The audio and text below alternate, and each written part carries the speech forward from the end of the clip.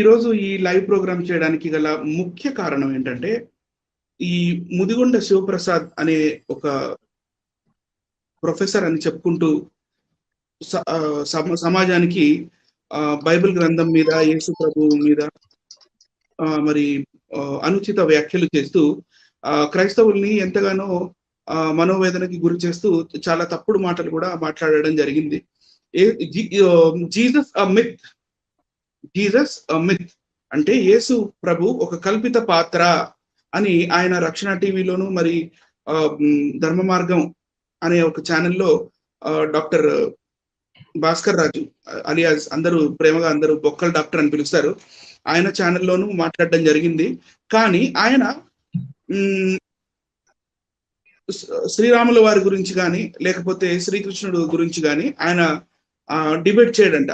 ఆయన వాళ్ళ గురించి అడగకూడదంట, వాళ్ళ గురించి అడగకూడదు. మేము యేసు ప్రభు గురించి మాత్రమే మాట్లాడతాము.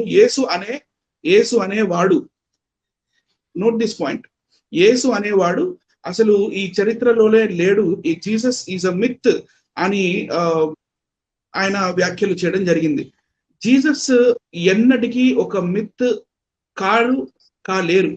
ఎందుకంటే ఆయన శకపురుషుడే కాదు, ఆయనకి ఎన్నో చారిత్రాత్మక ఆధారాలు మరి పురావస్తు ఆధారాలు ఇప్పటికీ ఉన్నాయి.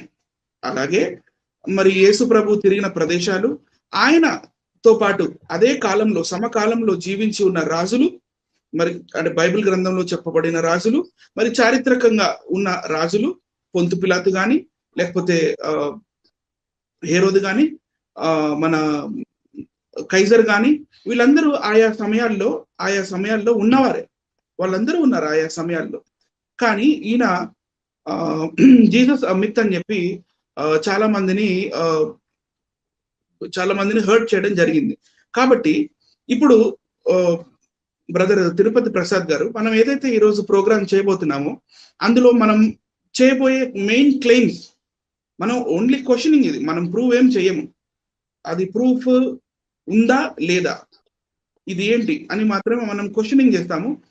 మరి విఘ్నులైన వాళ్ళు మనకి కౌంటర్ పెడతారు, లేకపోతే వాళ్ళు అంటే జ్ఞానం కలిగిన వాళ్ళు సర్వే చేసుకొని మరి వాళ్ళు మనకి కౌంటర్ పెడతారు, సమాధానం చెప్తారు. మనం చేసే క్లెయిమ్స్ తప్పు క్లెయిమ్స్, లేకపోతే మనం అడిగే ప్రశ్నలే తప్పు అని వాళ్ళు చేస్తారు. కానీ మన ఈ రోజు ప్రోగ్రామ్ లో మన క్లెయిమ్స్ ఎలా ఉండబోతున్నాయి, మనం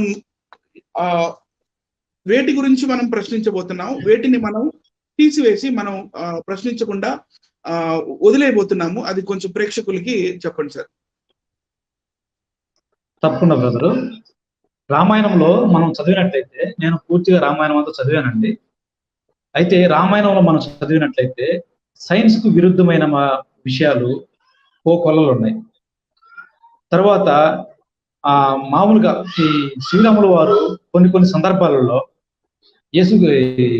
సీతాదేవిని రావణాసురుడు తీసుకెళ్ళిన తర్వాత ఆయన బాధతోటి కొన్ని మాటలు మాట్లాడతాడు. ఎవరెవరితో మాట్లాడతాడంటే ఆయన చెట్లతో మాట్లాడతాడు.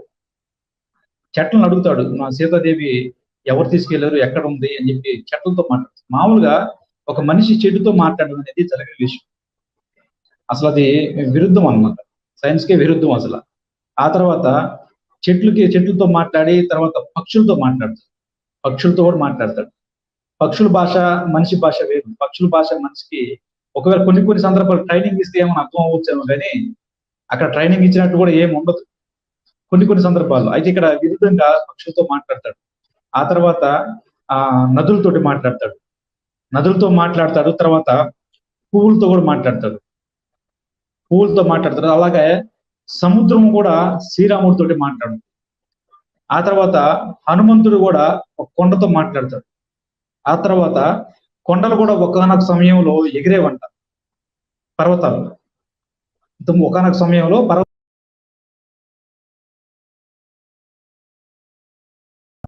ఇలా సైన్స్ కు విరుద్ధాలు చాలా ఉన్నాయి బ్రదర్. మనం వాటి గురించి మనం ఈరోజు మాట్లాడలేదు, ఎందుకంటే అవన్నీ కల్పితాలని చెప్పి మనకు ఆల్రెడీ తెలుసు. కాబట్టి వాటి గురించి మనం మాట్లాడము. కేవలం మనం ఈరోజు ఆర్కియాలజీ, తర్వాత హిస్టరీ, తర్వాత జాగ్రఫీ, ఈ మూడింటి ఆధారంగానే శ్రీరాముడు వాల్మీకి రామాయణం ఆధారంగా ఒక కల్పిత పాత్ర అని చెప్పి మనం చెప్పదలుచుకున్నాము. ఈరోజు అదే వీక్షకులకి చెప్పదలుచుకున్నాం బ్రదర్. ఒక కంటిన్యూ చేయండి బ్రదర్. సరే,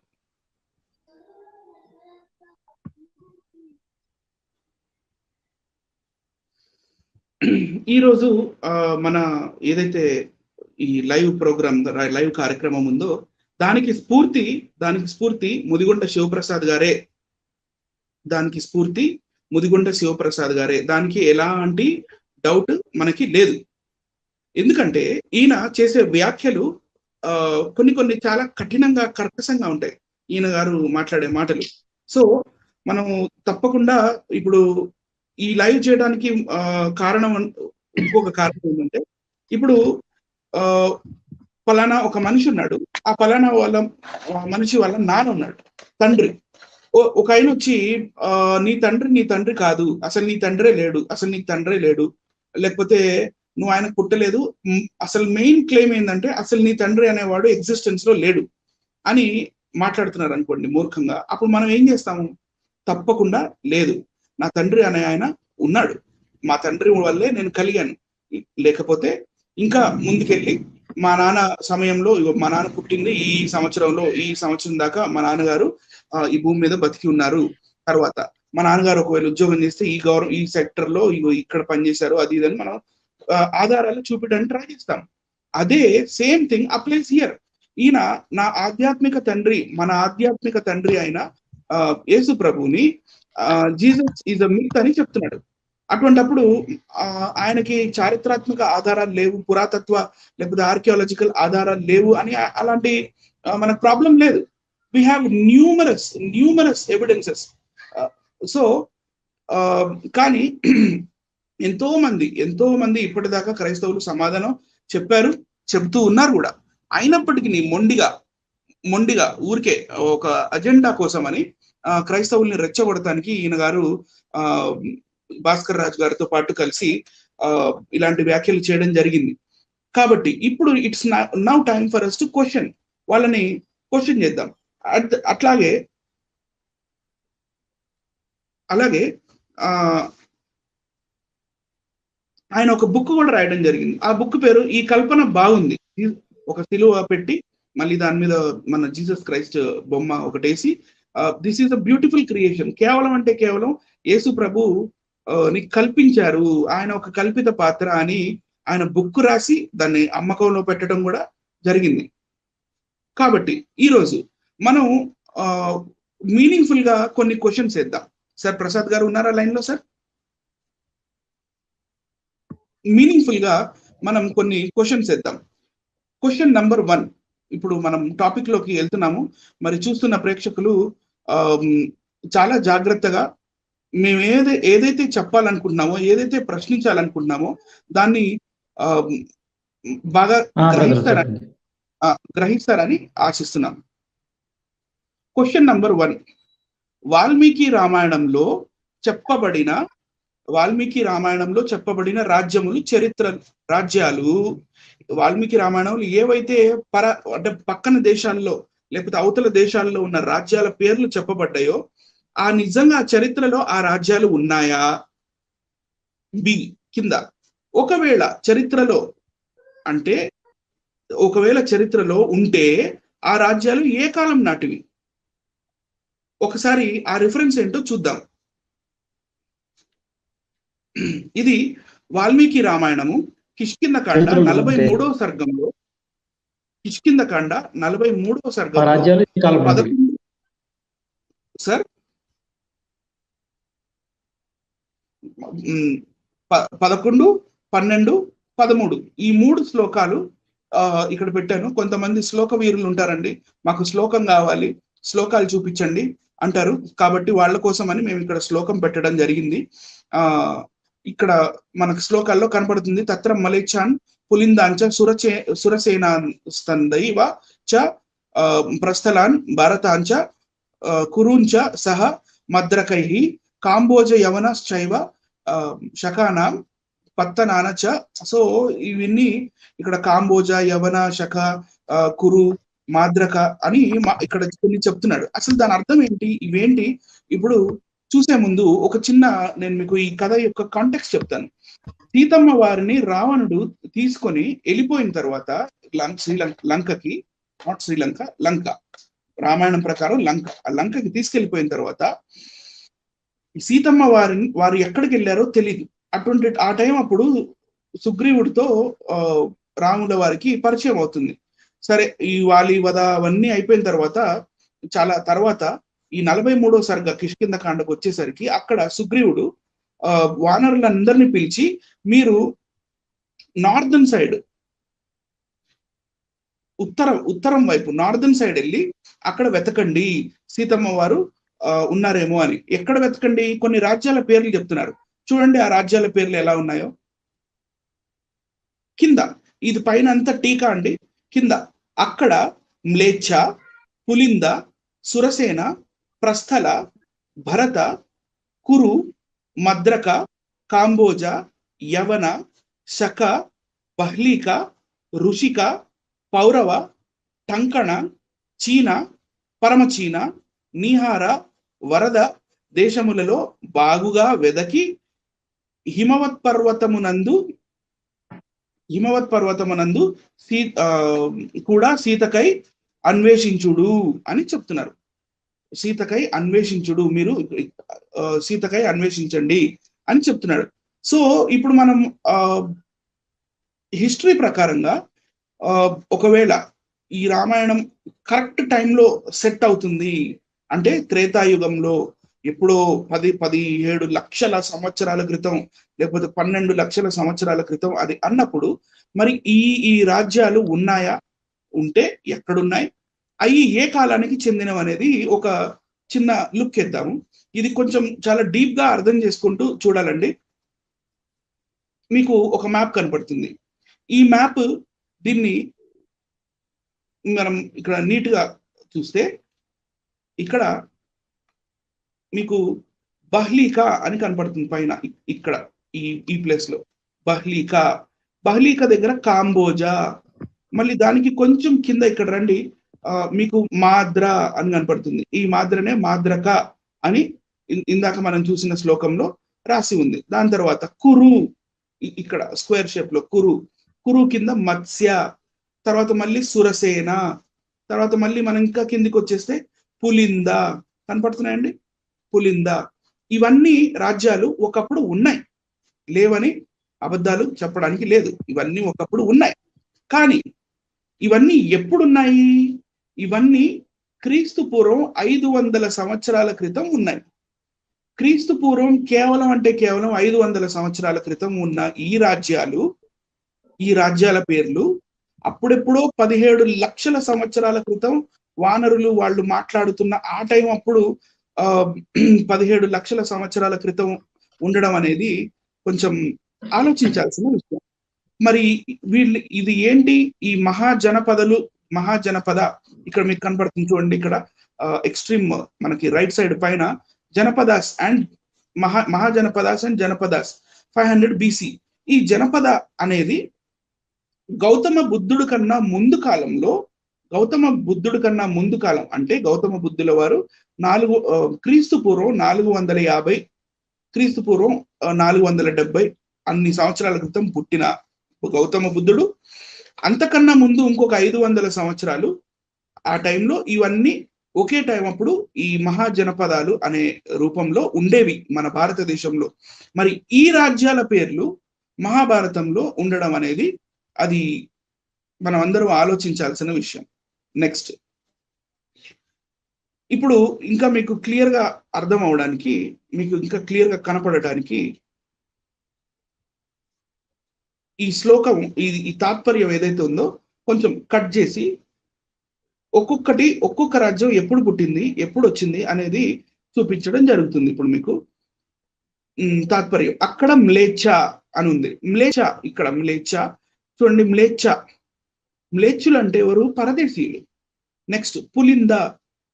పులింద రాజ్యం ఒకప్పుడు ఉండేది. అది ఎప్పుడు ఉండేది?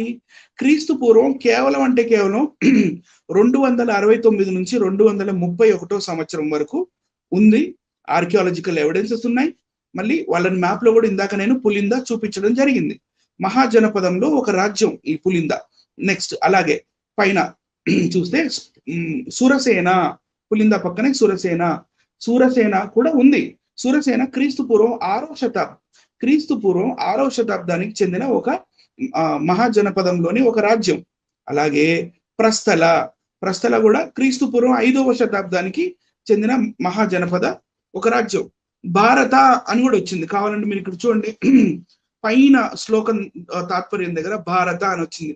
భారతదేశంలో ఉంటూ దేశాన్ని వెతకడం ఏంటో నాకు అర్థం కాలేదు, కాబట్టి ఇక్కడ క్వశ్చన్ మార్క్స్ పెట్టడం జరిగింది. నెక్స్ట్ కురు అంటే క్రీస్తు పూర్వం, ఇది చాలా పాతదండి. క్రీస్తు పూర్వం 1200 సంవత్సరాల నుంచి 900 సంవత్సరాల మధ్యలో మాత్రమే ఉన్న ఆ మహాజనపదంలో ఒక రాజ్యం మద్రక.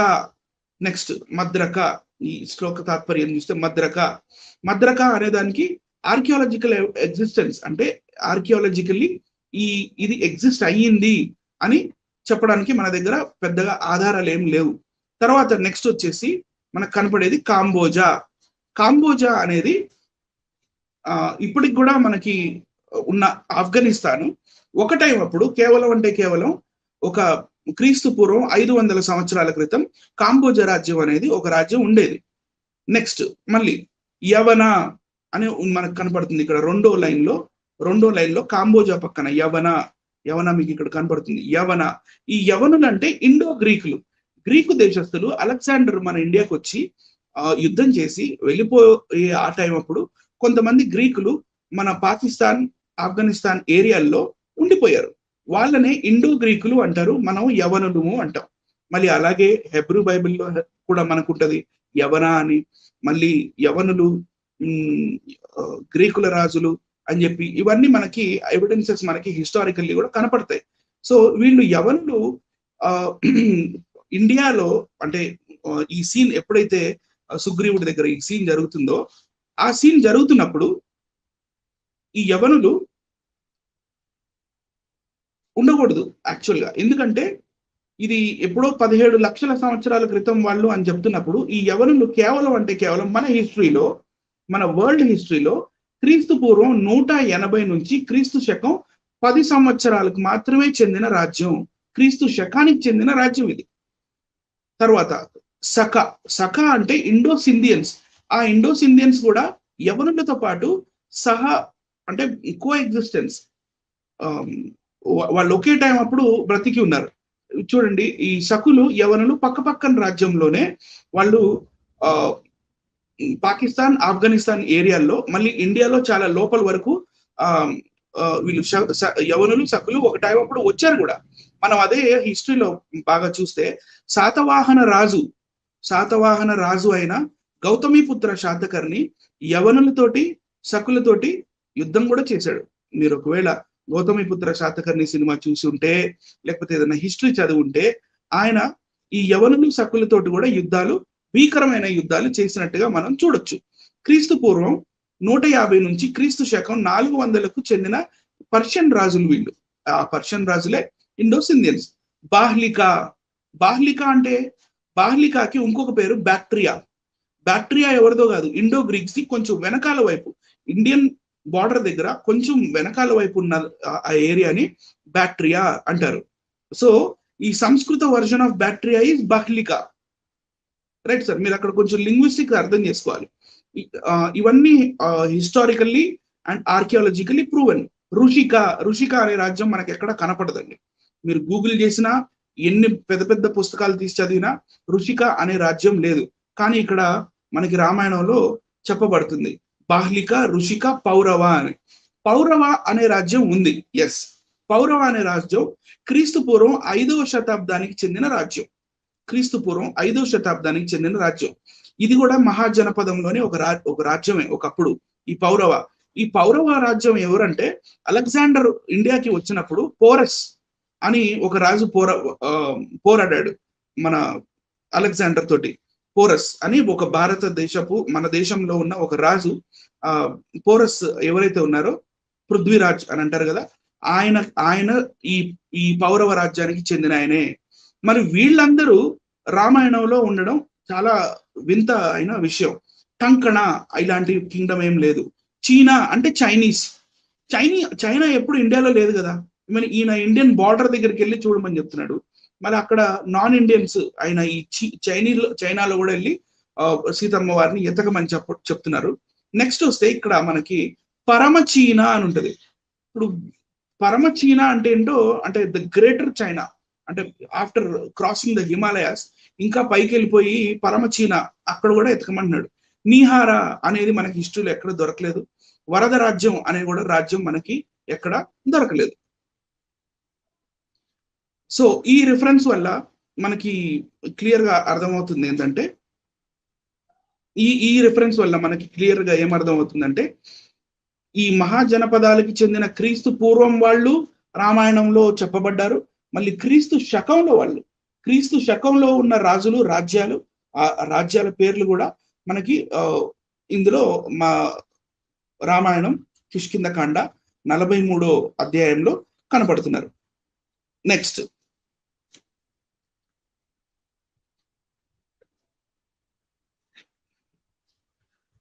ఇప్పుడు ఇందులో మెయిన్ పాయింట్స్ ఏంటంటే, వాల్మీకి రామాయణం కిష్కింధకాండ 43వ సర్గలో అంటే ఉన్న శ్లోకాలు 11 నుంచి 12లో చెప్పిన రాజ్యాలకి కేవలం 2500 సంవత్సరాల చరిత్ర కూడా లేదు కదా రఫ్లీ చూస్తే. మరి ఈ 17 లక్షల సంవత్సరాల క్రితం జరిగింది, లేకపోతే 12,000 సంవత్సరాల క్రితం జరిగింది, ఎప్పుడో పాతది, పురాతనమైనది. త్రేతాయుగం అంటే ఇన్ని లక్షల సంవత్సరాల క్రితం ఉంది త్రేతాయుగం అని అన్నారు. మరి ఇన్ని లక్షల సంవత్సరాల క్రితం దాంట్లో లేటెస్ట్ గా ఉన్న రాజులు వాళ్ళ రాజ్యాల పేర్లు ఎలా వచ్చాయి? నెక్స్ట్ పాయింట్ నెంబర్ 2, ఈ రెఫరెన్స్ లో యవనులు అంటే ఇండో గ్రీకులు, శకులు అంటే ఇండోస్ ఇండియన్స్, చైనా దేశం పేరు ఉండడం విశేషం. ఎందుకంటే వీళ్ళందరూ ఈ యవనులు, శకులు అండ్ ఈ చైనా దేశం అనే పేరు ఏదైతే చెప్పబడిందో, చీనా, పరమ చీనా, ఇదంతా క్రీస్తు శకంలో వాళ్ళ రాజ్యాలే ఇవి. క్రీస్తు శకంలో అంతకుముందు మంగోలియన్స్ ఉన్నారు కానీ చైనా లేదు. తర్వాత ఈ రిఫరెన్స్ లో చెప్పబడిన రాజ్యాలన్నీ త్రేతాయుగానికి చెందిన రాజ్యాలుగా ప్రస్తావించారు. ఈ రాజ్యం ఇప్పుడు ఏవైతే పేర్లు నేను లిస్టు ఇందులో చదివానో ఇవన్నీ త్రేతాయుగంలో ఉన్న రాజ్యాలుగా ప్రస్తావించారు. కానీ ఇవే రాజ్యాలు మనకి మళ్ళీ ద్వాపర యుగంలో అంటే మహాభారతంలో కూడా మనకి ఇవే పేర్లు కనపడతాయి. ఈ రోజు మన టాపిక్ మహాభారతం కాదు కాబట్టి దాన్ని మనం ప్రస్తావించకుండా ముందుకెళ్ళిపోదాం. క్వశ్చన్ నెంబర్ 2, వాల్మీకి రామాయణం ప్రకారం త్రేతాయుగంలో అంటే రామాయణం జరిగిన కాలంలో కనిపించిన యవన, సక మరియు కాంబోజ రాజులు, ఇందాక మీరు చూసారు కదా, యవన, సక, కాంబోజ, ఇవే రాజులు ఇదే మన రామాయణంలో సత్యయుగం అంటే కృతయుగంలో జరిగిన ఒక సందర్భం ఉంది. కృతయుగంలో జరిగిన ఒక సందర్భం, ఆ సందర్భం ఏంటంటే వశిష్ఠుడికి ఇంకా విశ్వామిత్రుడికి మధ్యలో ఒక యుద్ధం జరుగుతుంది. ఆ యుద్ధం జరిగేటప్పుడు ఒక కామధేనువు అనే ఒక ఆవు శరీర భాగాల్లో నుంచి ఈ యవనులు అంటే ఇండో గ్రీక్స్, శకులు అంటే ఇండోస్ ఇండియన్స్, పప్లవులు అంటే ఇండో పార్థియన్స్, ఇంకా నేపాల్ ప్రజలు అంటే కిరాతులు, ఈ గోవు శరీరంలో నుంచి వస్తున్నట్టుగా మనకు కనపడుతుంది. చూడండి,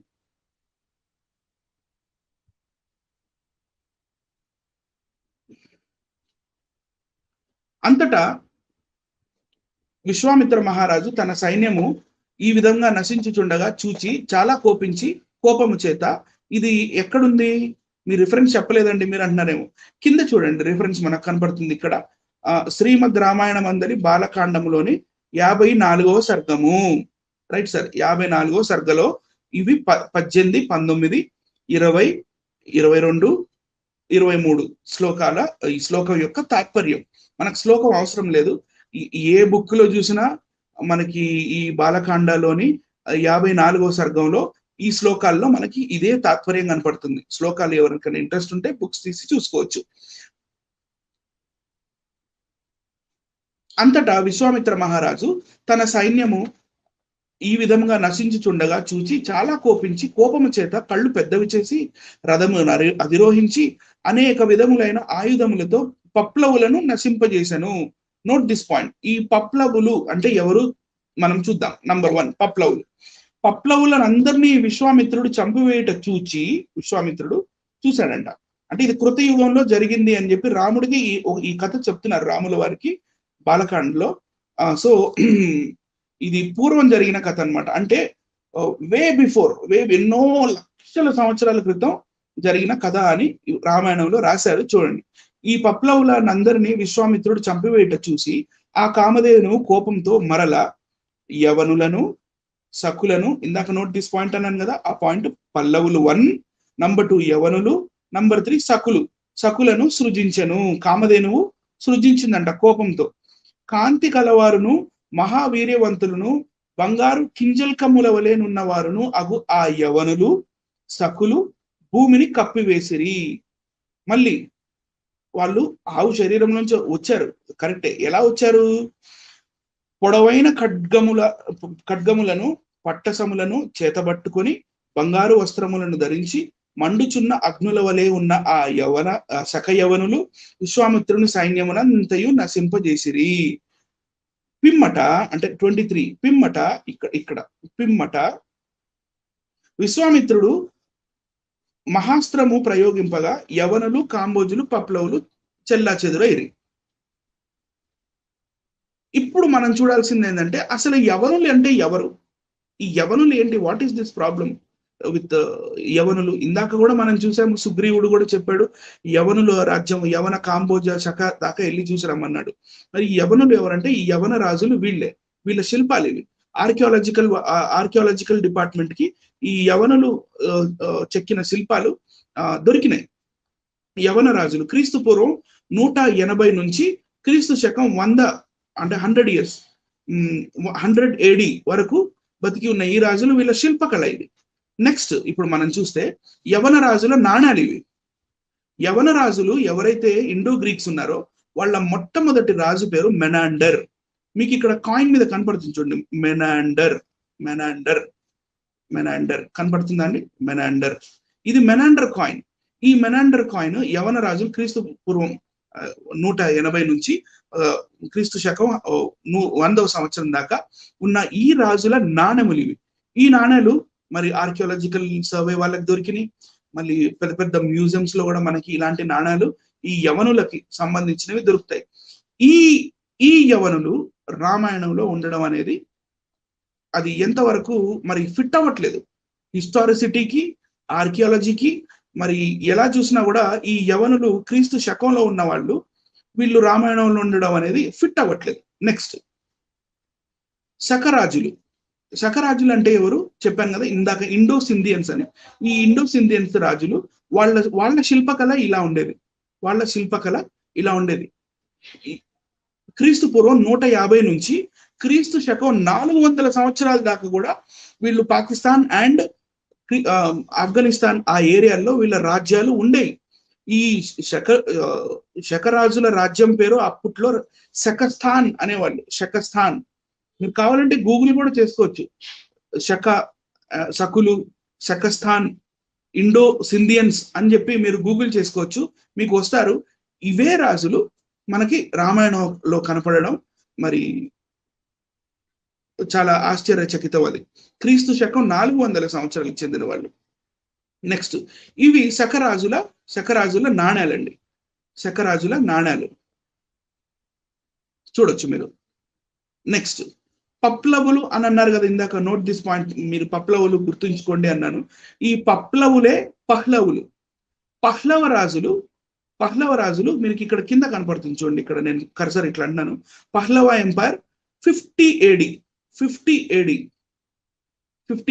ఈ పహ్లవ రాజులకి పక్కనే మనకి ఇండో సింధియన్స్ కనపడుతుంటారు. ఇక్కడ ఇండో సింధియన్స్ కనపడుతున్నారండి, ఇండో సింధియన్స్. ఈ ఇండో సింధియన్స్ మళ్ళీ నార్త్ సకలు, నార్దర్న్ చెందిన మథురాని కూడా ఈ సకరాజులు ఏలారు. ఎప్పుడు ఆఫ్టర్ 50 AD. వీళ్ళతో పాటు కలిసి ఉన్న రాజులు పహ్లవులు. వీళ్ళు ఈ రాజులు, ఈ రాజ్యాల పేర్లు ఇవన్నీ కోయిన్సైడ్ అవుతున్నాయి. వీళ్ళందరూ సహజీవనం అంటే ఒకే కాలంలో జీవించి ఉన్నారు, సమకాలీనులు వీళ్ళు. పహ్లవులు, సకులు, యవనులు, మళ్ళీ వీళ్ళు రామాయణంలో చెప్పబడ్డారు. వీళ్ళందరూ క్రీస్తు శకానికి చెందిన వాళ్ళు. దీన్ని బట్టి మనకేం అర్థమవుతుంది? రామాయణం క్రీస్తు శకంలోనే, యేసు క్రీస్తు పుట్టిన తర్వాతనే రాయబడింది అని మనకి క్లియర్ గా ఇక్కడికి అర్థమైపోవాలి. ఇదే పహ్లవులు వాళ్ళ చలామణిలో ఉన్న కాయిన్స్. ఆ టైంలో ఎప్పటి నుంచి ఎప్పుడు దాకా ఈ కాయిన్స్ చలామణిలో ఉన్నాయి? పహ్లవులవి ఇండో పార్థియన్ కింగ్డమ్ చెందిన నాణ్యాలు క్రీస్తు పూర్వం 100 సంవత్సరాల నుంచి క్రీస్తు శకం 100 సంవత్సరాల దాకా, అంటే ఇటు 100 అటు 100, 200 సంవత్సరాలు ఇలాంటి కాయిన్స్ మనకి ఆ టైంలో చలామణిలో ఉన్నాయి. ఇవన్నీ ఆర్కియాలజికల్ సర్వే దగ్గర ఉన్నాయి, మ్యూజియంస్ లో ఉంటాయి, హిస్టరీలో కూడా మీరు చెప్తాను మీకు ఎలాంటి బుక్స్ లో మీరు చూడాలంటే దొరుకుతాయో కూడా ముందు ముందు చెప్తాను.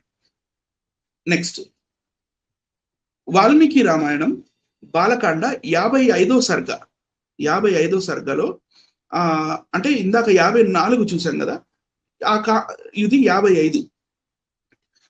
కామధేనువు హుంబాధ్వని చేయగా, అదే ఇందాక అదే సేమ్ ఆవు కామధేనువు, ఆ కామధేనువు హుంబాధ్వని, ఆవు అంబా అని అరుస్తుంది కదా, దాన్ని హుంబాధ్వని అంటారు. హుంబాధ్వని చేయగా దాని నుండి సూర్యుని వంటి కాంతి గల కాంబోజులు పుట్టిరి. ఎలా? ఆవుల నుంచి. పొదుగు నుండి ఆయుధములను హస్తములందు ధరించిన పప్లవులు, అంటే పొదుగులో నుండి ఆయుధములు హస్తాల్లో పట్టుకొని పప్లవులు వచ్చారు. యోని నుండి వచ్చారు కాబట్టి వాళ్ళని యవనులు అని అన్నారు. కానీ కాదు. బైబిల్ గ్రంథంలో ఆదికాండము 10వ అధ్యాయము 2వ వచనంలో మనకు కనపడుతుంది. నోవాహు కుమారుడు 3వ కుమారుడైన యాఫేతుకి 4వ కొడుకు యావాను. ఆ యావాను నుంచి వచ్చిన దేశమే ఈ యవనుల దేశం. వాళ్ళే గ్రీకులు. వాళ్ళు ఇండియన్ బార్డర్ దగ్గరకు వచ్చి బతుకుతున్న కాలంలో యవనులుగా పిలువబడ్డారు, ఇండో గ్రీక్స్. అంతేగాని యోనిలో నుండి రావడం వల్ల వాళ్ళు యవనులు, అంటే ఆ కామధేను యోనిలో నుండి రావడం వల్ల వాళ్ళని యవనులు అని అనరు. History doesn't say that. మనకి 1st సెంచరీ జీసస్ తో పాటు ఆల్మోస్ట్ సమకాలీనుడైన ఫ్లావియస్ జోసెఫస్ అనే ఒక హిస్టారియన్ 2000 సంవత్సరాల క్రితం బ్రతికి ఉన్న ఆ ఫ్లావియస్ జోసెఫస్ కూడా ఆయన రాసిన యాంటిక్విటీస్ ఆఫ్ జ్యూస్ అనే, అంటే ఆయన చాలా బుక్స్ రాశాడు. ఆయన రాసిన వాల్యూమ్స్ లోనే మొత్తం బుక్ పేరు the works of Flavius Josephus. అందులో ఒక వాల్యూమ్ పేరు ది యాంటిక్విటీస్ ఆఫ్ జ్యూస్. ఆ యాంటిక్విటీస్ ఆఫ్ జ్యూస్ అనే బుక్ లోని 6వ అధ్యాయంలో మనకి ఈ యవనులు సకులు ఎవరు అనేది చెప్తారు. మాగోగు, అంటే జాఫేతుకు పుట్టిన మాగోగు, ఆదికాండం 10వ అధ్యాయం 2వ వచనంలో నేను చెప్పినట్టుగా జాఫేతుకు పుట్టిన ఇంకొక కుమారుడి పేరు మాగోగు పిల్లలే సింధియన్స్. ఆ సింధియన్సే ఇండియన్ బార్డర్ దగ్గరకు వచ్చి ఇండో సింధియన్స్ అయ్యారు. యావాను కుమారులే ఒక దేశంగా అయ్యి వాళ్ళు యవనులు, వాళ్ళు ఇండియన్ బార్డర్ దగ్గరకు వచ్చి ఉండడం వల్ల అప్పుడు ఆ టైంలో వీళ్ళని ఇండో గ్రీక్స్ అన్నారు, లేకపోతే యవనులు అన్నారు. నెక్స్ట్, గోమయ ప్రదేశము నుండి సకులు అంటే మాగోగైడ్స్. బైబిల్ ప్రకారం మాగోగైడ్స్, అలాగే ఫ్లావియస్ జోసెఫస్ చెప్పినట్టుగా సింధియన్స్. ఈ సింధియన్స్ గోమయ ప్రదేశము నుండి సకులును, రోమకూపముల నుండి మలేచ్చులు, రోమకూపుల నుంచి మలేచ్చులు అంటే ఫారినర్స్ వచ్చారంట. హారీతులు కిరాతులు పుట్టిరి. ఈ హారీతులు ఎవరో నాకు తెలియదండి, నేను చాలా రీసెర్చ్ చేసినా నాకు దొరకలేదు. కిరాతులు అంటే ఎవరో నేపాలీస్. కిరాతులు అనేవాళ్ళు నేపాలీస్. నేపాల్లో ఒక జాతి. ఆ కిరాత రాజ్యం ఒకప్పుడు ఉండేది. ఇప్పుడు ఎవరెవరు ఏ రాజ్యాలు ఈ ఆవు శరీరంలో నుంచి వచ్చినట్టుగా వీళ్ళు రాసుకున్నారో చూద్దాం. ఇదే సేమ్ మళ్ళీ ఈ వచనం మీకు క్లియర్ గా కనపడుతుందని వచన రూపంలో ఉన్న వాల్మీకి రామాయణంలోంచి కూడా తీసి చూపించాను.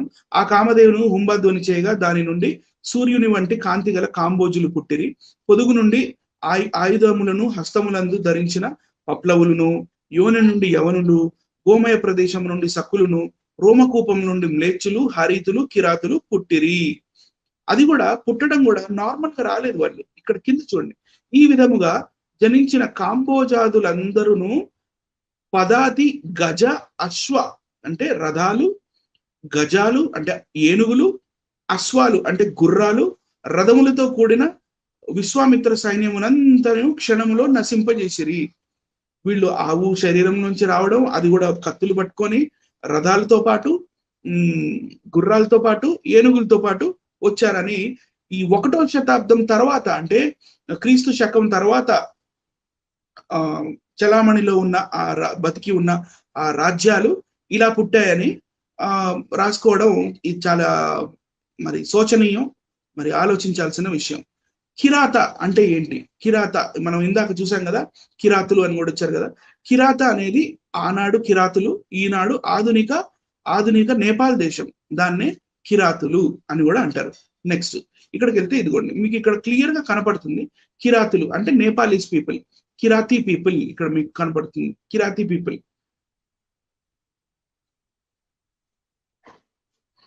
The word Kirata is a derivation from Kirati or Kiranti.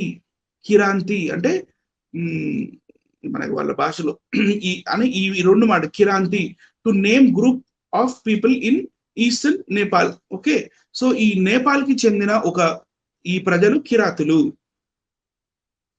ఇప్పుడు ఇందాక క్వశ్చన్ నెంబర్ 2 వేసాం కదా, ఈ యవనులు సకులు రామాయణంలో సత్యయుగంలో త్రేతాయుగంలో ఉన్నట్టుగా మనకి కనపడుతుందని ఇందులోని హైలైట్స్ చూద్దామండి. ఈ పాయింట్ నెంబర్ 2లోని హైలైట్స్ చూద్దాం. వాల్మీకి రామాయణం బాలకాండ 55వ సర్గలో యవన అంటే ఇండో గ్రీక్, సక అంటే ఇండో సింధియన్స్, పహ్లవ లేకపోతే పప్లవ అంటే ఇండో పార్థియన్స్, మ్లేచ్చులు అంటే ఫారినర్స్, కిరాతులు అంటే నేపాలీస్, కామధేను అవయవాల నుండి గజదళం, అశ్వదళం మరియు రథాలతో పుట్టుకు రావడం ఒక పెద్ద హైలైట్. ఎస్, అది 100% అది ఒక హైలైట్.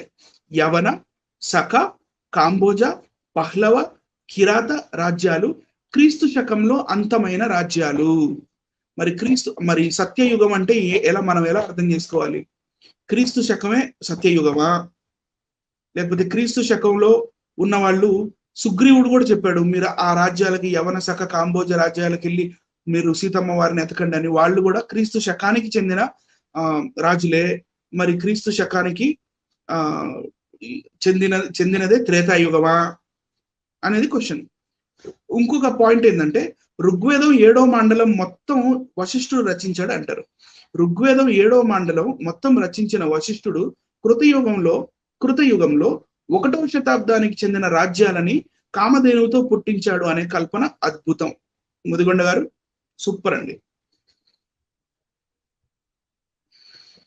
క్వశ్చన్ నెంబర్ 3, రామాయణం జరిగిన కాలంలో బంగారంతో చేయబడిన నాణ్యాలు ఉన్నాయా? రామాయణం జరిగిన కాలంలో బంగారంతో చేయబడిన నాణ్యములు అసలు ఉన్నాయా? నిజంగా ఇండియన్ సబ్ కాంటినెంట్ లో కదా రామాయణం జరిగింది. దశరథుడి రాజ్యం పేరు కోసల రాజ్యం కదా, ఆయన క్యాపిటల్ సిటీ అయోధ్య కదా. మరి ఇండియన్ సబ్ కాంటినెంట్ లో అసలు ఫస్ట్ గోల్డ్ కాయిన్స్ ఇంట్రడ్యూస్ చేసింది ఎవరు? జియోగ్రఫికల్ ఆధారాలు, ఆర్కియాలజికల్ ఆధారాలు,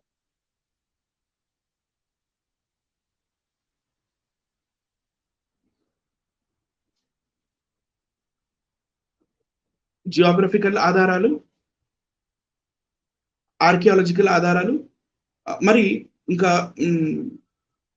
నాణ్యాలు, ఏదైతే నాణ్యాల గురించి మాట్లాడుతున్నామో దాని ఆధారాలు కూడా ఇప్పుడు మనం చూద్దాం. వాల్మీకి రామాయణం బాలకాండ 14వ సర్గ శ్లోకం 47-48 క్లబ్ చేసి ఇక్కడ ఉంది. దాని మీనింగ్ చదువుదాము. వేదములలో నిష్ఠాతులైన ఆ బ్రాహ్మణులు ఇట్లు చెప్పగా, దశరథుడు వారికి 10 లక్షల గోవులను, 100 కోట్ల బంగారు నాణెములను, 400 కోట్ల వెండి నాణములను ఇచ్చెను అని మనకి వాల్మీకి రామాయణం బాలకాండ 14వ సర్గ శ్లోకం 47-48లో మనకు దొరుకుతుంది. 48లో దీని అర్థం ఏంటంటే, దశరథుల వారు అశ్వమేధ యాగం చేసిన తర్వాత అక్కడ అశ్వమేధ యాగం చేయడానికి వచ్చిన చాలా టాలెంటెడ్ అండ్ ఎక్స్పీరియన్స్డ్ అయిన ఆ బ్రాహ్మణులకి మాకు రాజ్యాలు వద్దయ్యా, మాకు కొన్ని డబ్బులు ఉంటాయి ఇవ్వు అన్నప్పుడు దశరథుడు వాళ్ళకి ఏమేమి ఇచ్చాడంట? 10 లక్షల గోవులను, 100 కోట్ల బంగారు నాణములను, 400 కోట్ల వెండి నాణములను ఇచ్చెను అని రాసింది. నెక్స్ట్ చూద్దాం. అదే వాల్మీకి రామాయణం బాలకాండ 14వ సర్క శ్లోకం 51లో చూస్తే మనకేం కనపడుతుందంటే, పిమ్మట దశరథుడు శ్రద్ధాయుక్తుడై యాగమును చూచుటకై వచ్చిన, అంటే యాగం చేయటానికి కాదు, కేవలం చూడటానికి మాత్రమే, యాగాన్ని చూడ్డానికి వచ్చిన బ్రాహ్మణులకు 1 కోటి బంగారు నాణములు ఇచ్చాను అని రాసింది ఇక్కడ. సో మరి బంగారు నాణములు ఇండియాలో ఫస్ట్ ఎప్పుడు వచ్చాయి? కుషాణ రాజ్యము అనే ఒక రాజ్యం ఉండేదండి. ఆ కుషాణ రాజ్యానికి రాజు పేరు కనిష్కుడు అని ఒక రాజు కూడా ఉండేవాడు. కుషాణ రాజ్యము క్రీస్తు శకం, క్రీస్తు పూర్వం కాదండి, క్రీస్తు శకమే, క్రీస్తు శకం 330 నుంచి, క్రీస్తు శకం 30 అంటే యేసు ప్రభువుని సిలువ వేయకు జస్ట్ ఒక 3 సంవత్సరాలు లేకపోతే ఒక 3.5 సంవత్సరాల ముందు, ఆల్మోస్ట్ అంటే ఆ టైంలో ప్యారలల్ గా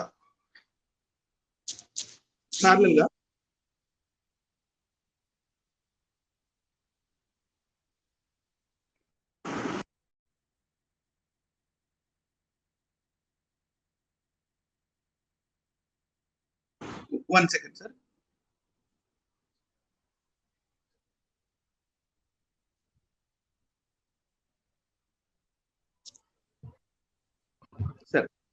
సారీ ఫర్ ద డిస్టర్బెన్స్ అండి. Tirupati Prasad at the same time చూస్తున్న వీక్షకులందరికీ కూడా మీకు ఒక చిన్న బ్రేక్, అంటే గ్యాప్ వచ్చినందుకు సారీ అండి. Let us start.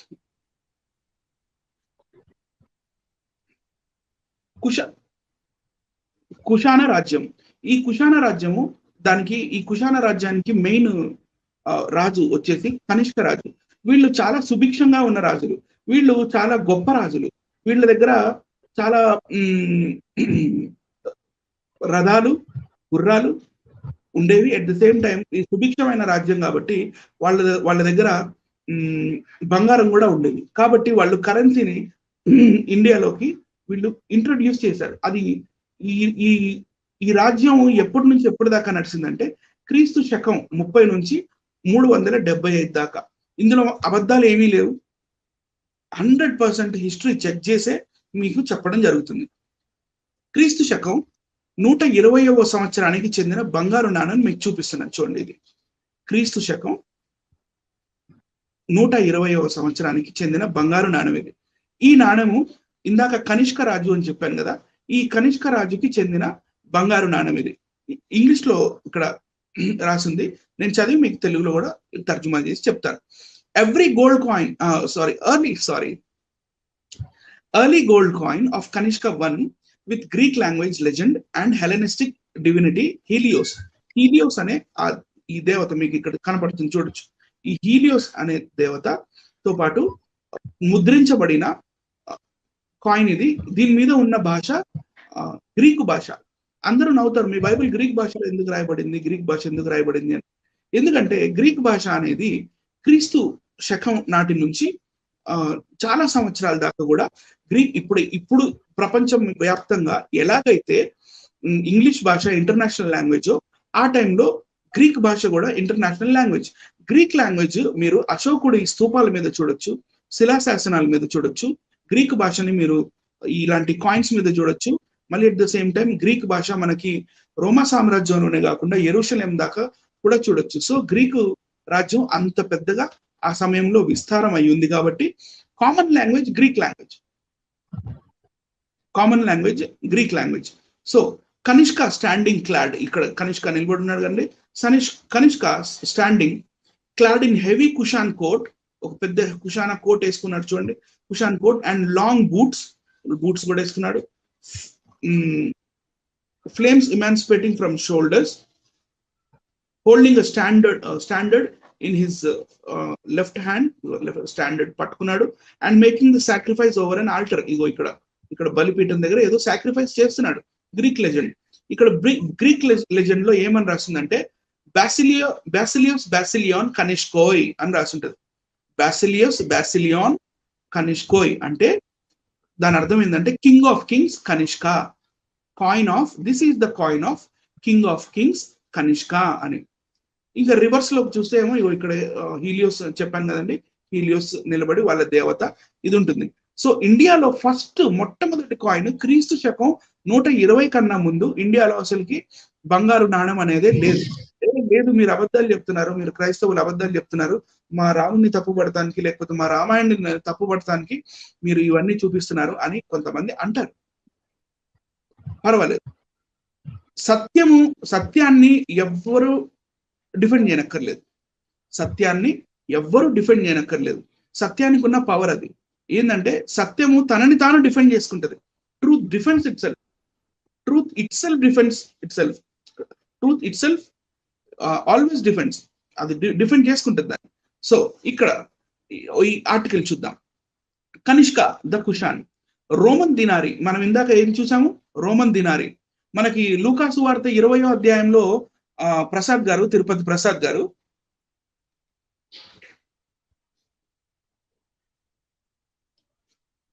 ప్రసాద్ గారు స్టక్ అయింది.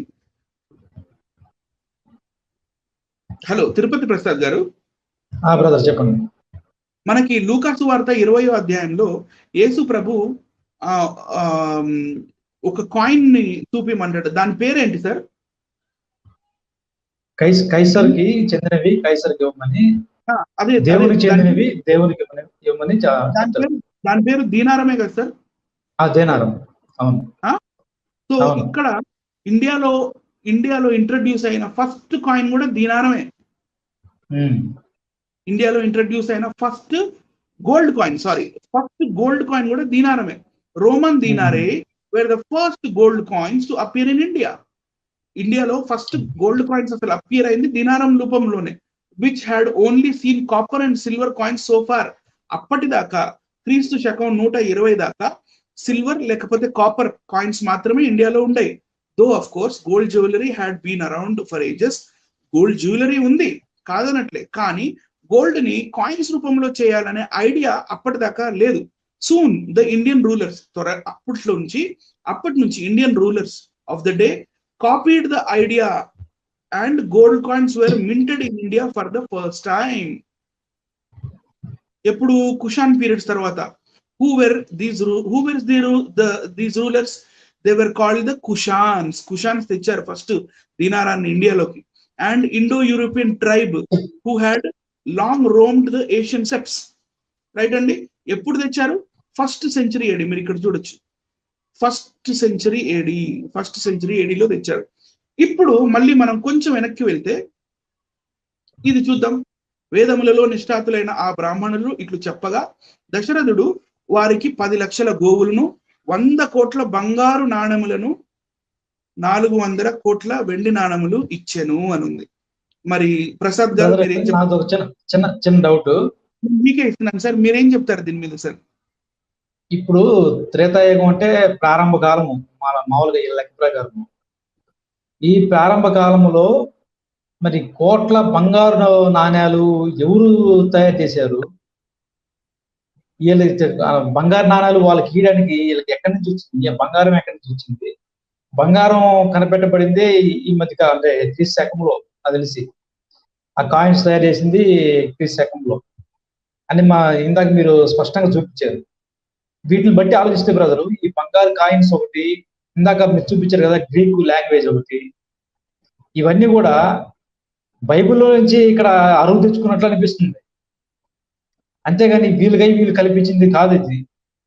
ఇంకా మనం చూసుకున్నట్లయితే సంస్కృత లిపి వచ్చింది కూడా క్రీస్తు శకంలోనే అని మనకు అర్థం అవుతుంది చరిత్రను బట్టి పరిశీలిస్తే. అంటే టోటల్ గా బైబిల్లో ఏదైతే చెప్పబడిందో అదే వాస్తవం లాగా ఉంది. అక్కడి నుంచి వీళ్ళందరూ కూడా అరువు తెచ్చుకున్నారు, లేదంటే కాపీ కొట్టారు అని స్పష్టంగా అర్థం అవుతుంది బ్రదర్ ఈ వివరణ బట్టి. నిజంగా చాలా రీసెర్చ్ చేశారు, చాలా డీప్ గా రీసెర్చ్ చేశారు. నా బ్యాడ్ లక్ ఏంటంటే పవర్ పోయింది, లేకపోతే ఫస్ట్ నుంచి ఇంకా బాగుండేది. దేవుడి దయ వల్ల ఇప్పటికైనా పవర్ వచ్చింది. ఓకే బ్రదర్, కంటిన్యూ చేయండి. ఇవన్నీ కూడా అసలు నమ్మడానికి నమ్మశక్యంగా లేవు అసలు. వీళ్ళు గ్రంథాలు చెప్పుకున్నవన్నీ కూడా ఇందాక నుంచి మీరు చెప్పారు కదా, కాంబోజ, యవన, శకులు, వీళ్ళందరూ కూడా త్రేతాయుగంలో ఎప్పుడు ఎందుకున్నారు అసలు ఉండే అవకాశం లేదు. వీళ్ళందరూ కూడా ఈ మధ్య కాలంలో ఉన్న వాళ్ళు అయితే ఎప్పుడో త్రేతాయుగంలో ఎంత ఆలోచించినా కూడా యవనులు, సకులు, కాంబోజులు ఈ త్రేతాయుగంలో ఫిట్ అవ్వట్లేదు. వాళ్ళే కాదు, ఈ రాముడిని ఇంక ఎక్కడ ఇరికించాలనేది నాకు కూడా అర్థం కావట్లే. ఇవన్నీ కూడా కల్పితాలు బ్రదర్, కల్పితాలు. ఓకే బ్రదర్, ముందుకెళ్తాను. మీ పాయింట్స్ ఇంకేమైనా చెప్తారా? కంటిన్యూ చేయండి, చెప్తాను, మళ్ళీ కంటిన్యూ చేయండి.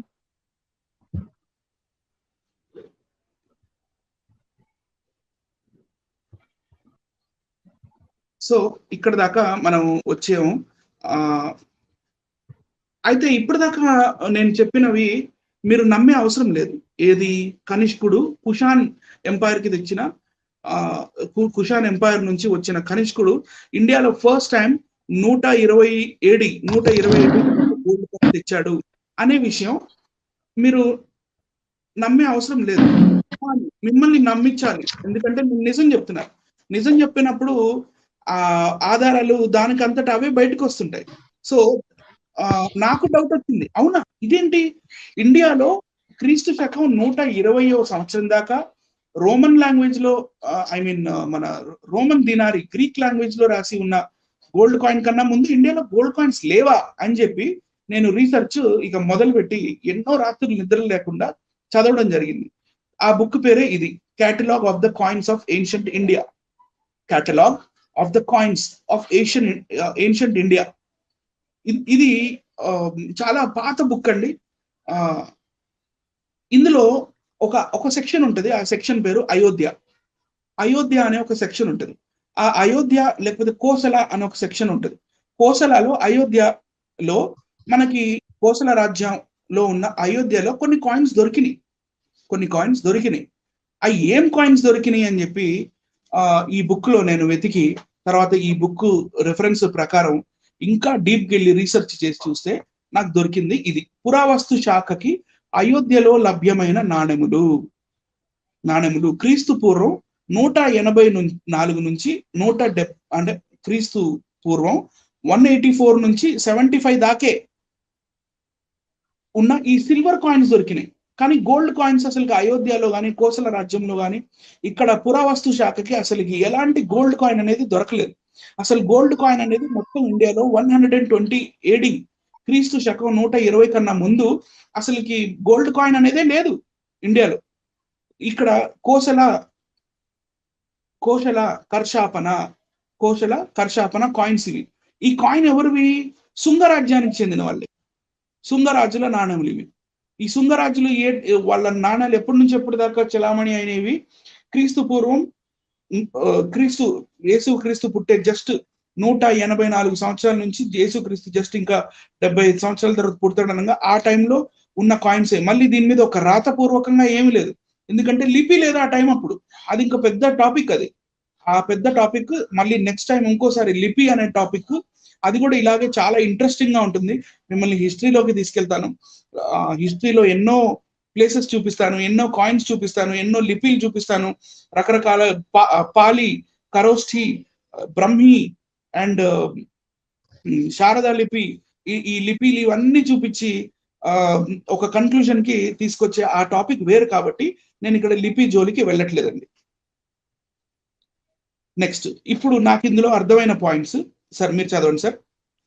చరిత్రలో పురావస్తు శాఖ దగ్గర మరియు తవ్వకాలలో క్రీస్తు శకము 120 సంవత్సరాలకి పూర్వం దొరకని ఆ బంగారు నాణ్యములు వాల్మీకి రామాయణంలో త్రేతాయుగంలో ఉండడం గమనార్హం. నాకు కూడా ఇదే డౌట్ వచ్చింది, క్రీస్తు శకంలో ఉన్న బంగారు నాణ్యాలు త్రేతాయుగంలోకి ఎలా వచ్చినాయి?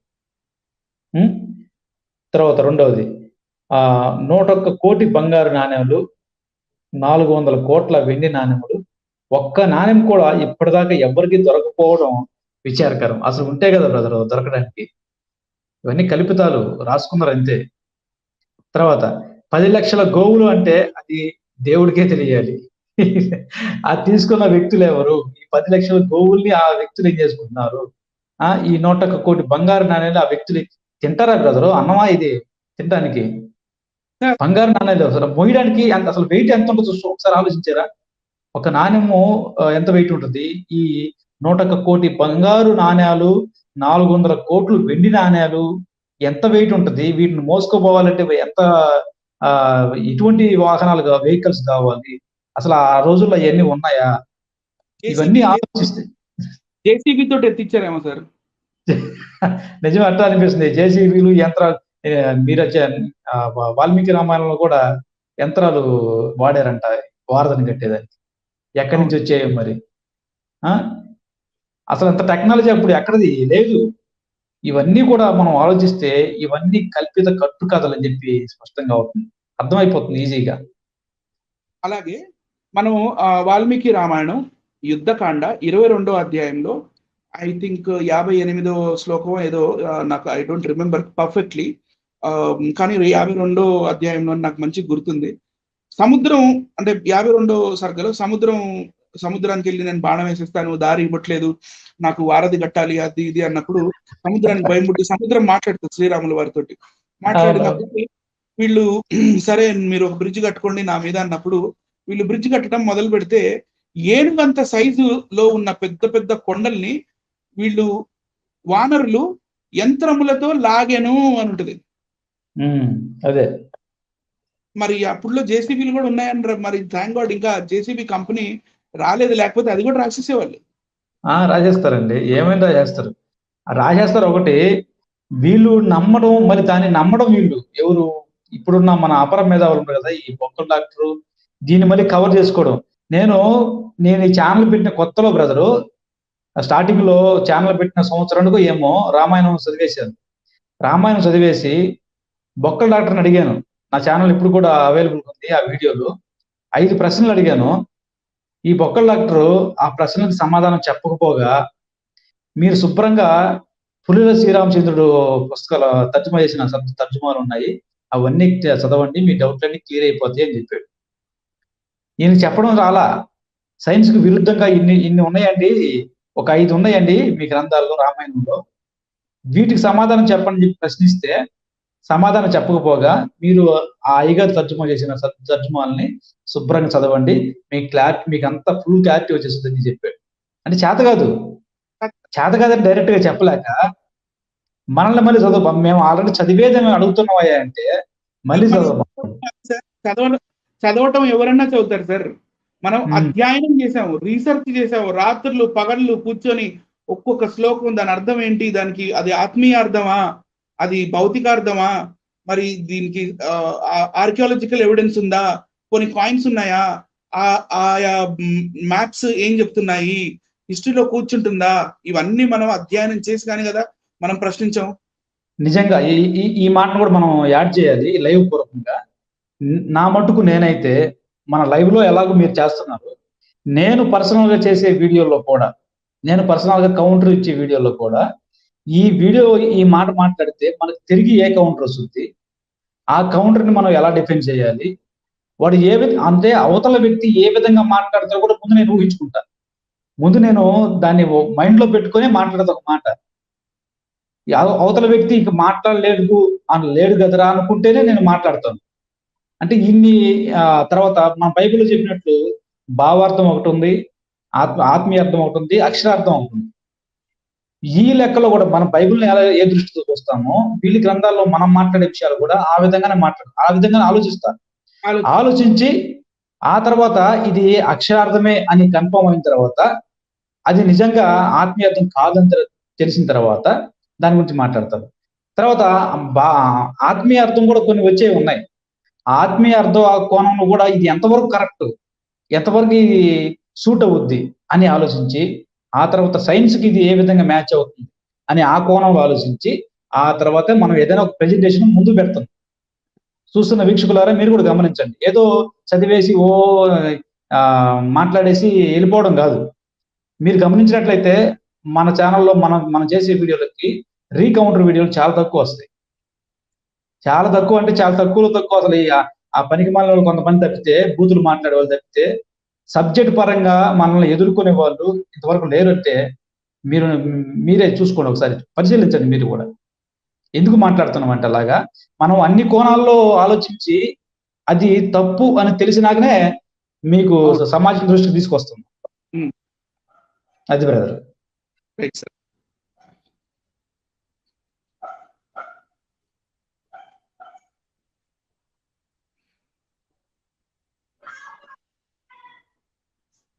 అంటే ఆపరేట్ చేసుకుంటూ మాట్లాడాలి కదా.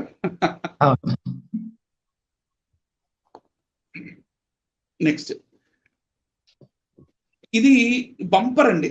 అసలు ఇది ఎంతటి బంపర్ అంటే, ఒక 5-10 నిమిషాలు ఎక్కువ టైం అయినా కూడా చూస్తున్న వీక్షకురారా, ప్లీజ్ ఇది మీకోసమే, ఎక్స్క్లూజివ్లీ ఇది మీకోసమే, మా కోసం కాదు. మేము చదివాం, మేము రీసెర్చ్ చేసాం, రాత్రులు పగళ్ళు అసలు ఏమేవో బుక్కులు కొనుక్కొని పీడిఎఫ్లు డౌన్లోడ్ చేసుకొని చదివి రీసెర్చ్ చేసి నోట్స్ రాసుకొని పాయింట్స్ రాసుకొని అలా ఆల్రెడీ. కానీ ఇక్కడ ఈ పాయింట్ కూడా ఇందాకటి నుంచి మీరు ఎంత ఇంట్రెస్ట్ గా విన్నారో, ఈ పాయింట్ మీకు డబుల్ ఇంట్రెస్ట్ గా మీకు ఈ పాయింట్ ఉంటుందని నేను అనుకుంటున్నాను. చూడండి, క్వశ్చన్ నంబర్ 4.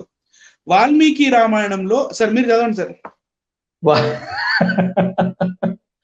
వాల్మీకి రామాయణంలో గౌతమ బుద్ధుడి ప్రస్తావన మరియు చార్వాకుల ప్రస్తావన ఎందుకు వచ్చింది?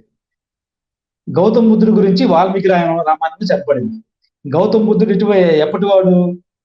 క్రీస్తు పూర్వం తర్వాత క్రీస్తు శకంలో ఉన్న వ్యక్తి. ఈ మధ్య 450 సార్. 50 హిస్టారియన్స్ కి కూడా ఎవరికి తెలియదు గౌతమ బుద్ధుడు పర్ఫెక్ట్ గా ఏ రోజు పుట్టారు. Right sir. ఒక 20 ఇయర్స్ తీసుకొని ఒక 20 ఇయర్స్ ఇటు అటుగా తీసుకొని రఫ్లీ 450 బీసీ అంటారు. క్రీస్తు పూర్వము 450 బీసీలో ఉన్న వ్యక్తి త్రేతాయుగంలో ఏం చేస్తున్నాడు? ఈ రామాయణంలో ఏం చేస్తున్నాడు? మళ్ళీ ఈ రాముడు ఈ బుద్ధుడితో మాట్లాడాడంటే, ఇది మనకి ఈ బుద్ధుడితో రాముడు మాట్లాడాడంటే ఇవన్నీ కూడా మొన్న ఈ మధ్య కాలంలో క్రీస్తు పూర్వం గౌతమ బుద్ధుడు పుట్టిన తర్వాత రాసుకున్నారని అర్థం అయిపోతుంది. గౌతమ బుద్ధుడు పుట్టిన తర్వాత రాముడు ఉన్నాడంటే రాముడు ఎక్కడ ఉన్నాడు? వీళ్ళ లెక్క ప్రకారం కొన్ని కోట్ల లక్షల సంవత్సరాలు చెప్తున్నారు కదా. మరి అప్పుడు కోట్ల లక్షల సంవత్సరాల క్రితం ఉన్న రాముడు క్రీస్తు పూర్వం 450లో పుట్టిన గౌతమ బుద్ధుడితో ఎలా మాట్లాడతాడు? ఇవన్నీ కూడా కట్టుకథలు, కల్పితాలు బ్రదర్. కానీ కంటిన్యూ చేయండి, చదవండి సార్.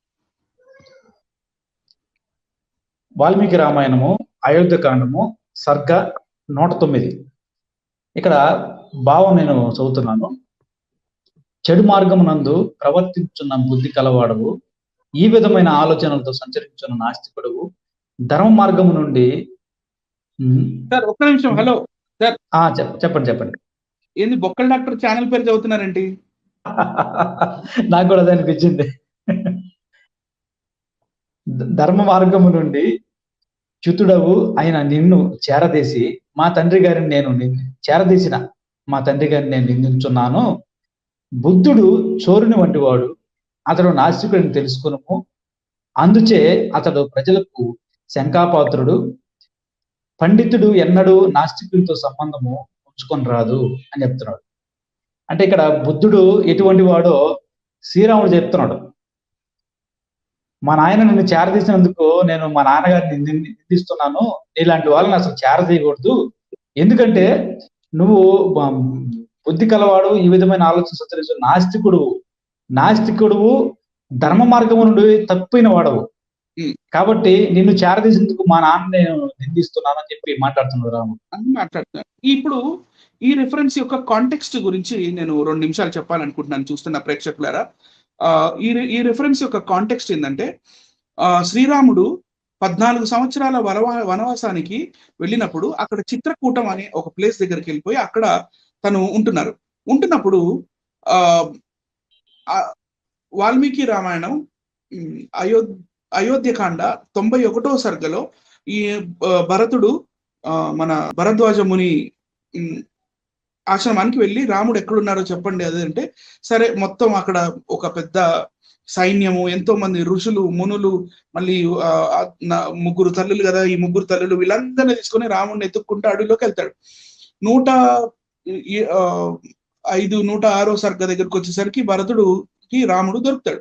అక్కడ దొరికిన తర్వాత, అన్న రా ప్లీజ్ వచ్చి మళ్ళీ నువ్వు రాజు అయిపో, నాన్న చనిపోయాడు, దశరథ మహారాజు చనిపోయారు, ఇంకా పెద్ద కొడుకే రాజు అవ్వాలి కదా, రా అది ఇది అంటే రాడు. అప్పుడు 108వ సర్గలో ఏమవుతుందంటే, భరతుడితో పాటు ఉన్న ఒక జాబాల మహర్షి అనే ఒక మహర్షి, సత్యకామ జాబాల అని కూడా అంటారు, జాబాల మహర్షి ఈ జాబాల అంటే జాబాలపూర్ నుంచి జబల్పూర్ వచ్చింది. మనకి మధ్యప్రదేశ్ లో ఛత్తీస్గఢ్ లో ఉండేది కదండి జబల్పూర్. మన ఛత్తీస్గఢ్ లోని, ఈ జాబాల నుంచి జబల్పూర్. సో వీళ్ళు చెప్పడం ఏంటంటే ఆ ప్రాంతంలోనే అప్పుడు రాముడు వారు కూడా ఉన్నారని. ఈయన ఏం చెప్తాడంటే 108వ సర్గలో మొత్తం బౌద్ధ మతం గురించి రాముల వారికి చెప్తాడు. ఆయన మీ నాన్న చనిపోయాడు కదా, ఇప్పుడు నువ్వు వనవాసం చేసే అవసరం లేదు, నువ్వు ప్రామిస్ చేసింది ఎవరికి? మీ ఫాదర్ కి. ఇప్పుడు మీ ఫాదరే బతికలేరు, మీ ఫాదరే బతికలేనప్పుడు ఇంకా ప్రామిస్ కూడా పోయింది కదా, వచ్చేసే ఎవరు తండ్రి ఎవరు కొడుకు, ఈ పునర్జన్మలు అవి ఇవి ఏముండవు, నువ్వు వచ్చేసి రాజు అయిపో, ఇవన్నీ వేస్ట్ అవి ఇవి అని మాట్లాడితే రాముడికి కోపం వచ్చి, ఈయన జాబాల మహర్షి ఎవరు? ఈ జాబాల మహర్షి అని ఆయన బుద్ధిస్ట్ మాంక్, అంటే బుద్ధిస్ట్ బౌద్ధ సన్యాసి దశరథుడి దగ్గర ఉన్నాడు అని వీళ్ళు రాస్తున్నారు. ఈ బౌద్ధ మహర్షి ఈ శ్రీరాముల వారికి బౌద్ధిజం గురించి చెప్పినట్టుగా ఉంది.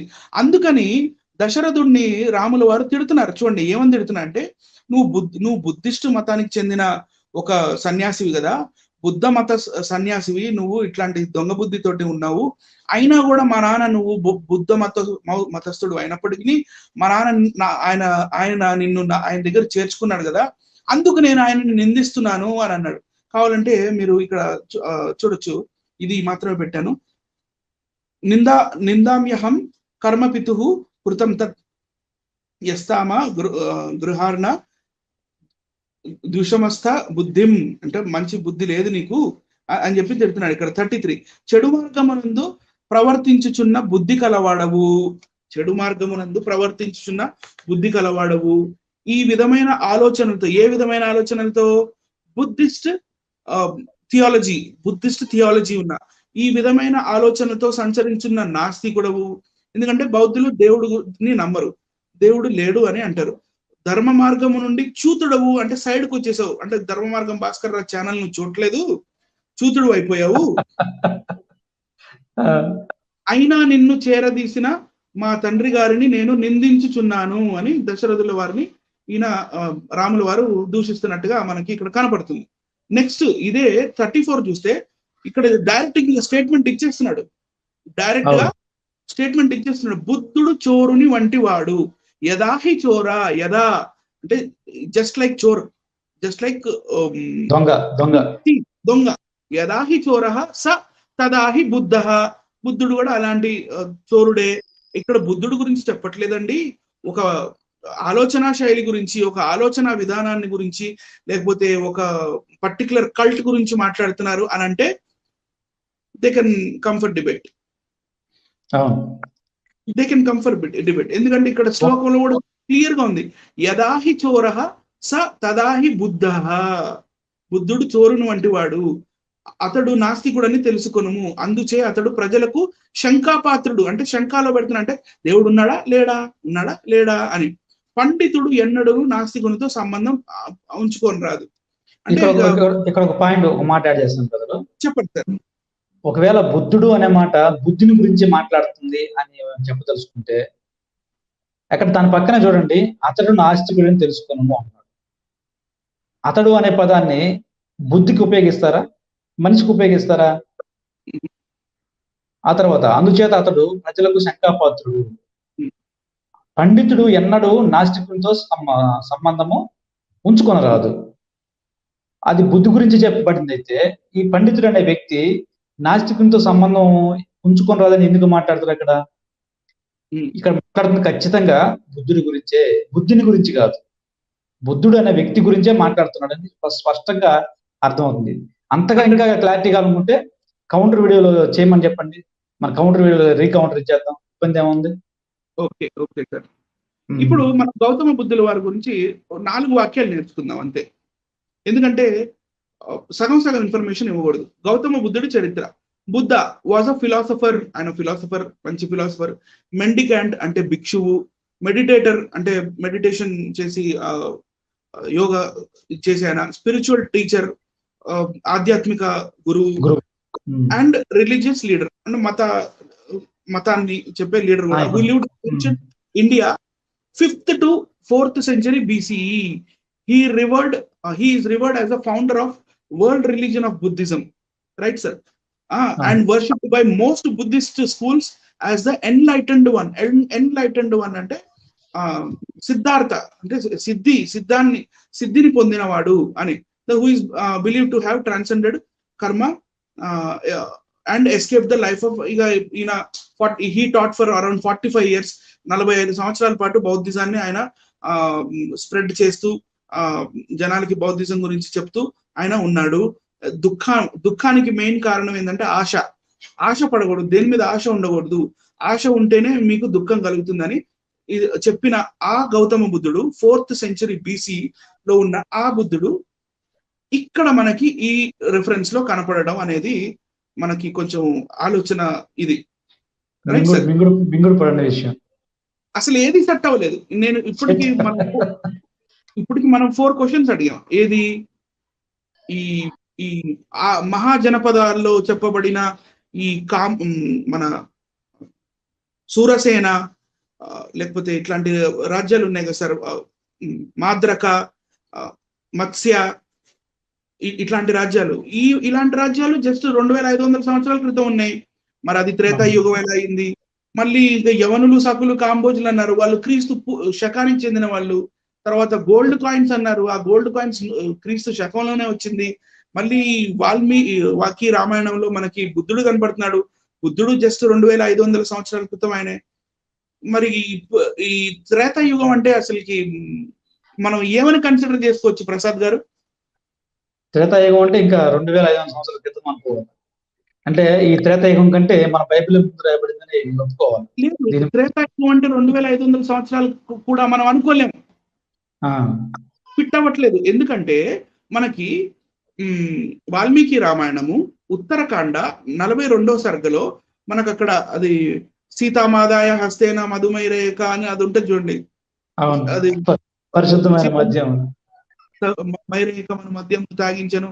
ఆ రిఫరెన్స్ ఎక్కడైతే ఉందో ఆ రిఫరెన్స్ కింద సీత అండ్ రాముడు వీళ్ళిద్దరూ 10,000 సంవత్సరాలు అయోధ్యని పరిపాలించను అని ఉంటది. 10,000 సంవత్సరాలు పరిపాలించను అని రాసి ఉంటది అక్కడ. మరి ఇప్పుడు 2500 సంవత్సరాల క్రితం త్రేతాయుగం అన్నప్పుడు 10,000 సంవత్సరాలు రాముడు అంటే ఇంకా పరిపాలిస్తున్నాడా? 7,500 సంవత్సరాలు అక్కడ డెఫిషియెంట్ వస్తుంది కదా సార్. హిస్టరీకి ఫిట్ అవ్వట్లేదు. మరి దాని గురించి ఏం చెప్తారు సార్? కల్పితాలు బ్రదర్, అన్ని కూడా కల్పితాలు, స్పష్టంగా అర్థమైపోతుంది. దేర్ యు ఆర్ 10,000 సంవత్సరాలు పరిపాలించినప్పుడు మరి ఎప్పుడో కనీసం 20,000 సంవత్సరాల క్రితం అన్నా ఈ త్రేతాయుగం ఉండాలి, 15,000 సంవత్సరాల క్రితం అన్నా ఉండాలి. కానీ చెప్పబడిన రాజ్యాలు, నాణ్యాలు, మరి ఆ ప్రదేశాలు, ఈ బుద్ధుడు, వీళ్ళందరూ జస్ట్ క్రీస్తు శకానికి, క్రీస్తు పూర్వానికి దగ్గరలోనే, ఆ బార్డర్ లోనే ఉన్నవాళ్ళు. సో ఆ బార్డర్ లో ఉన్న క్రీస్తు శకానికి, క్రీస్తు పూర్వానికి బార్డర్ లో ఉన్న కొన్ని రాజ్యాలని చూస్తూ నా చూపు ఎందుకో శుంగా డైనాసిటీ దగ్గరికి వెళ్ళింది సార్. శుంగులు అని కొంతమంది రాజులు ఉన్నారు. అందులో మెయిన్ రాజు ఆయన పేరు పుష్యమిత్ర శుంగ. ఈ పుష్యమిత్ర శుంగ అనే రాజు బ్రాహ్మణ రాజు, రైట్ సార్? ఇవన్నీ ప్రజలకి డైరెక్ట్ చూపిద్దాం. ఇదిగోండి sir, biography of Pushyamitra Shunga. ప్రేక్షకులారా, ఒక 10 నిమిషాల్లో మేము అవగొట్టేస్తాము. కొంచెం జాగ్రత్తగా మీరు విన్నట్టయితే మీకు నీళ్ళకి నీళ్లు, పాలకి పాలు వేరు అయిపోతాయి. చదవండి సార్. కనపడుతుందా సార్? కనిపిస్తుంది అంటారు. శుంగ వంశము క్రీస్తు పూర్వము 185వ సంవత్సరంలో సుమారుగా అశోకుని మరణానికి 50 సంవత్సరాల తర్వాత ఏర్పాటు చేయబడింది. అప్పటి మౌర్య చక్రవర్తి అయిన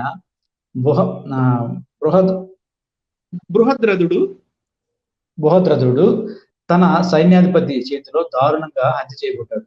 ఆ సైన్యాధిపతి పుష్యమిత్ర శుంగుడు. శుంగ వంశం వాడు, బ్రాహ్మణుడు.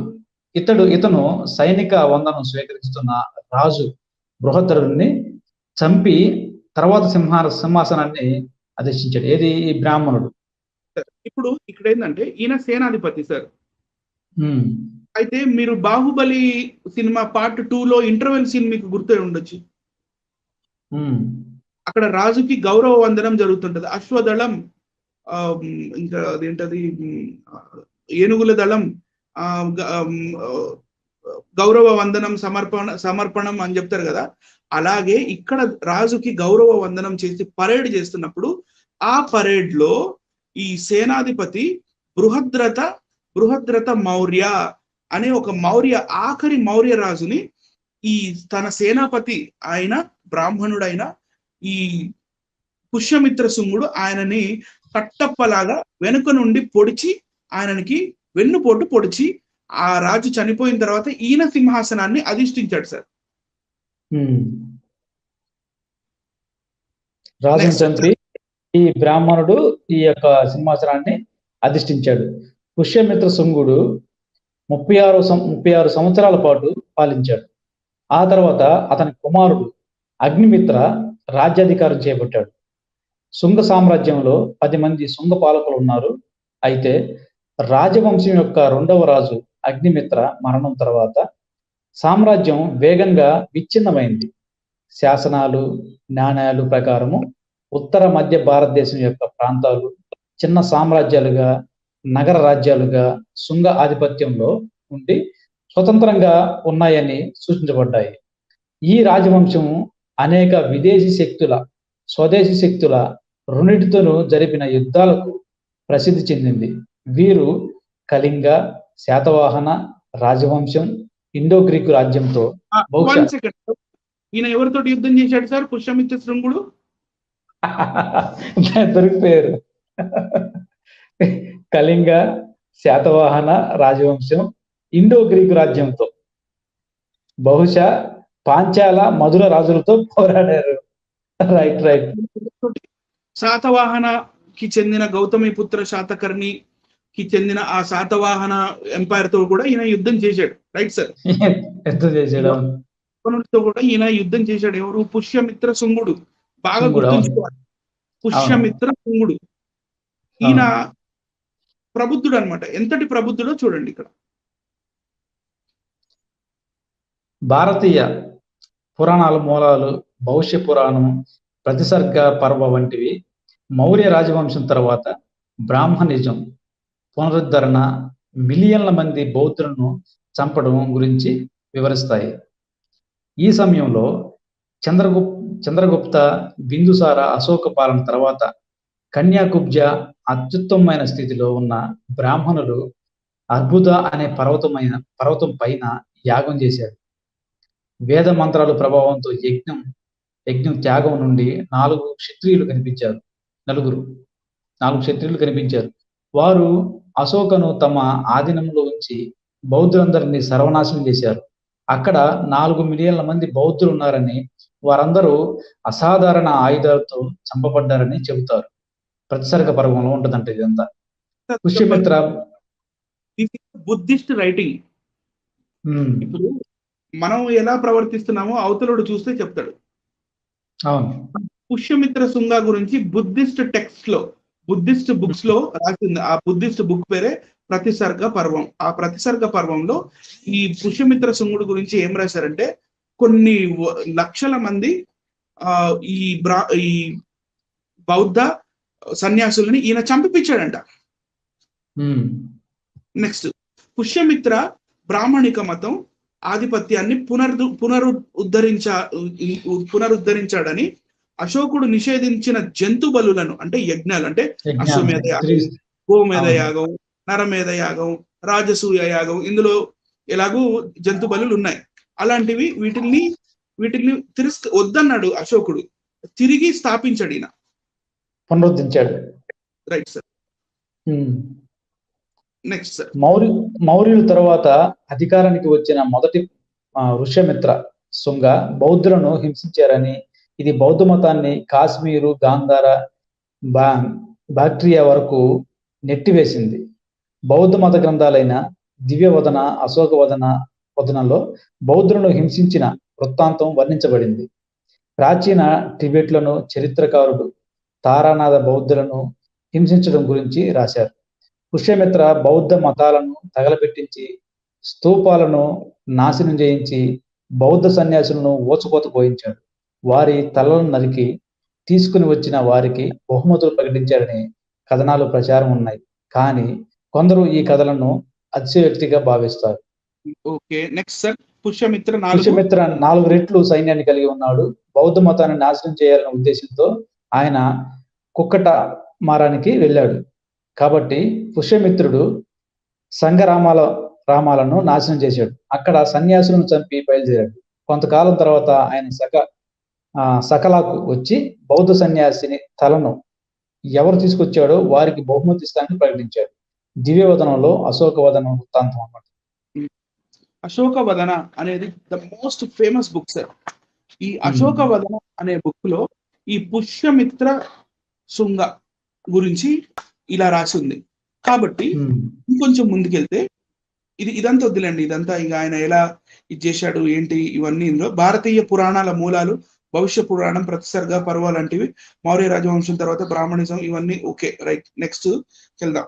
ఈ పుష్యమిత్ర శుంగుడు చేపించిన కాయిన్స్ అవి మనకు ఎక్కడో దొరకల, అయోధ్యలోనే కోసలలోనే దొరికినాయి.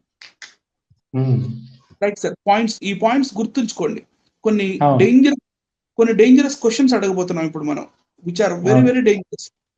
ఆ డేంజరస్ క్వశ్చన్ ఏంటంటే కన్క్లూజన్ లో వస్తాయి సార్. చదవండి సార్. బౌద్ధ మతాన్ని ఎదుర్కోవడానికి వాల్మీకి రామాయణం ప్రచురించారా? వచ్చిందా డౌట్ సార్? అవును. ఎందుకంటే మనం రామాయణం మొత్తం ఫస్ట్ పేజ్ నుంచి లాస్ట్ పేజ్ దాకా చూస్తే అందులో చెప్పిన ప్లేసులు కానీ, నాణ్యాలు కానీ, లేకపోతే ఆయా సందర్భాలు కానీ, ఆ డైలాగ్స్ జరిగిన ఈ డైలాగ్స్ విషయాలు కానీ, ఆ ప్లేసెస్ కానీ, ఇవన్నీ హిస్టారికల్లీ కూర్చోట్లా, సెట్ అవ్వట్లేదు, సింక్ అవ్వలేదు. And at the same time time line అనేది ఒకటి ఉంటుంది. అంటే from this period to this period అని ఒకటి ఉంటుంది. కానీ రాముడు 10,000 సంవత్సరాలు పరిపాలించను అనే దాని దగ్గర మొత్తం అన్ని క్లెయిమ్స్ ఎగిరిపోతున్నాయి, గందరగోళం అయిపోతుంది. కాబట్టి ఈ రామాయణంలో చెప్పబడిన రాజ్యాల యొక్క నాణ్యాలు, మళ్ళీ ఆ రామాయణంలో చెప్పబడిన ప్రదేశాలలో దొరికిన నాణ్యాలు, ఇవన్నీ చూస్తే ఇవన్నీ పుష్యమిత్ర శుంగుడి దగ్గరికే వెళ్తున్నాయి అన్ని. ఆ టైం లైన్ కూడా చూడండి, BC 184 ఆ టైం దగ్గర నుండి. Right sir. నెక్స్ట్ అయోధ్యకాండలో బుద్ధుడి ప్రస్తావన తేవడానికి కారణం అదేనా? ఇప్పుడు క్లియర్ అయిందా సార్? అవును. పుష్యమిత్ర శుంగుడు బుద్ధుల్ని చంపటం ఏంటి, మళ్ళీ బ్రాహ్మణ రాజు అయ్యుండి బ్రాహ్మణత్వాన్ని ఇది బ్రాహ్మణవాది అయి ఉన్న ఈయన ఇంతమంది బుద్ధుల్ని చంపిని, మళ్ళీ ఆ టైంలో ఈ రాముడు బుద్ధుడిని నిందిస్తున్నట్టుగా చూపించి అని చెప్పి రాయడం వల్ల మనకి డీపర్ థింకింగ్ చేయడం వల్ల మనకి ఈ థాటే వస్తుంది కూడా. అవును సరే. ఆ తర్వాత శ్రీరాముడు రాజధాని అయోధ్య, అలాగే పుష్యమిత్ర శుంగుడి రాజధాని కూడా అయోధ్యనే. దశరథుడి రాజ్యం పేరు కోసల, అలాగే పుష్యమిత్ర శుంగుడి రాజ్యం పేరు కూడా కోసలనే. ఇప్పుడు నాదొకటి ఇక్కడ డౌట్ ఉంటుంది, చెప్పండి సార్. పుష్యమిత్ర శుంగుడు ఉన్నాడు కాబట్టి అతని కాలంలో ముద్రించబడిన ఈ నాణ్యాలు, ఈ కాయిన్స్ అనేవి దొరికాయి, క్లియర్ ఇది. సరే. ఇప్పుడు రాముడు, దశరథుడు వీళ్ళందరూ లేరు కాబట్టి వీళ్ళకి దొరకలేదు. సరే, అదే ఫ్యాక్ట్ అనిపిస్తుంది. ఏదైనా ఉన్నదంటే ఇప్పుడు యేసుక్రీస్తు ప్రభుల వారి గురించి కూడా మనం ఆలోచిద్దాం. యేసుక్రీస్తు ప్రభుల వారి కాలంలో కూడా ఓకే దశరథుడు మరియు శ్రీరాముడు అశ్వమేధ యాగం చేశారు. అలాగే పుష్యమిత్ర శుంగుడు కూడా అశ్వమేధ యాగం చేశాడు. పుష్యమిత్ర శుంగుడు ఒక్కసారి కాదు సార్, చాలా సార్లు అశ్వమేధ యాగం చేశాడు. ఆయన అశ్వమేధ యాగం చేసినప్పుడు చాలా సార్లు ఆయన అశ్వాన్ని యవనులు పట్టుకున్నారు, ఇండో గ్రీకులు. అంటే ఈ స్టోరీ అంతా ఈ పుష్యమిత్ర శుంగుడిది కాపీ కొట్టినట్టు కదా. అందుకే ఇందాక మీరు చదివేటప్పుడు చరిత్రలో అక్కడ పుష్యమిత్ర శుంగుడు యవన రాజులతో భీకరమైన యుద్ధం చేసినట్టుగా మీరు చదివారు. ఎందుకు చేశాడు? ఈయన అశ్వాన్ని పట్టుకునే వాళ్ళు మాటికి యవనులు, ఇండో గ్రీకులు. అబ్బా పుష్యమిత్ర శృంగుడు జంతు బలితో కూడిన యజ్ఞాలకి విఘ్నం కలిగించే బౌద్ధ సన్యాసులను చంపాడు. అలాగే శ్రీరాముడు కూడా ఈ యజ్ఞాలకి విఘ్నం కలిగించే 14,000 మందిని రాక్షసుల్ని చంపినట్టు మనకి కనబడి రైట్. అవును, ఈయన లేస్తే బాణవాడు పుట్టుకొని ఈ రాక్షసుల మీదకి వెళ్ళిపోతారు. అంటే ఆ రాక్షసుల్ని ఎలా క్రియేట్ చేస్తారంటే సినిమాలు చూపిస్తారు చూసారు విలన్ ఎట్లా చూపిస్తారంటే అది భయంకరంగా చూపిస్తారు. హీరో మాత్రము న్యాయంగా ఉన్నట్లు చూపిస్తుంది. ఈ అంతా ఈ సినిమాలో కథలాగా ఉంది. రాముడిని కూడా న్యాయబద్ధంగా క్షత్రియ ధర్మాన్ని పాటిస్తున్నట్లు చూపిస్తారు. మిగతా ఆయనకి ఆపోజిట్ ఎవరు ఉన్నారో వాళ్ళందరూ మంచి విలన్ లాగా చూపిస్తారు. వాళ్ళు చేసింది నిజంగా అన్యాయమే అన్నట్టు చూపిస్తారు. ఎన్ని కల్పిత కథ. ఈ ముదిగొండ శివప్రసాద్ గారికి ఇది కనపడలేదా? ఈ కల్పన చండాలంగా లేదా? చండాలంగా ఉంది అసలు. ఇది కౌంటర్. ఆయన కల్పన, ఈ కల్పన బాగుంది అన్నదానికి ఈయన ఈ కల్పన ఎలా ఉందో మనం ఆధారాలు చూపిస్తూ కంపారిజన్ చేస్తూ అడుగుతున్నాం. అవును, రైట్ సార్. నెక్స్ట్ తర్వాత స్లైడ్ మార్చండి సార్. స్టక్ అయిపోయినట్టుంది. ఓకే, నేను చదువుతానులేండి. చదువు. ఒకవేళ స్టక్ అయితే ఇప్పుడు వచ్చిందా చూడండి. రాలేదండి. ఓకే. చరిత్ర ప్రకారం పుష్యమిత్ర శృంగుడు బ్రాహ్మణవాది. అలాగే వాల్మీకి రామాయణంలో శ్రీరాముడు కూడా బ్రాహ్మణవాదిగా మనకి కనపడుతుంది ఎన్నోసార్లు. అంటే ఒకసారి బాలకాండలో తాటకి వధ చేసేటప్పుడు అక్కడ విశ్వామిత్రుడు మీ పేర్లు కూడా మ్యాచ్ అవుతాయి ప్రసాద్ గారు. అవునవును.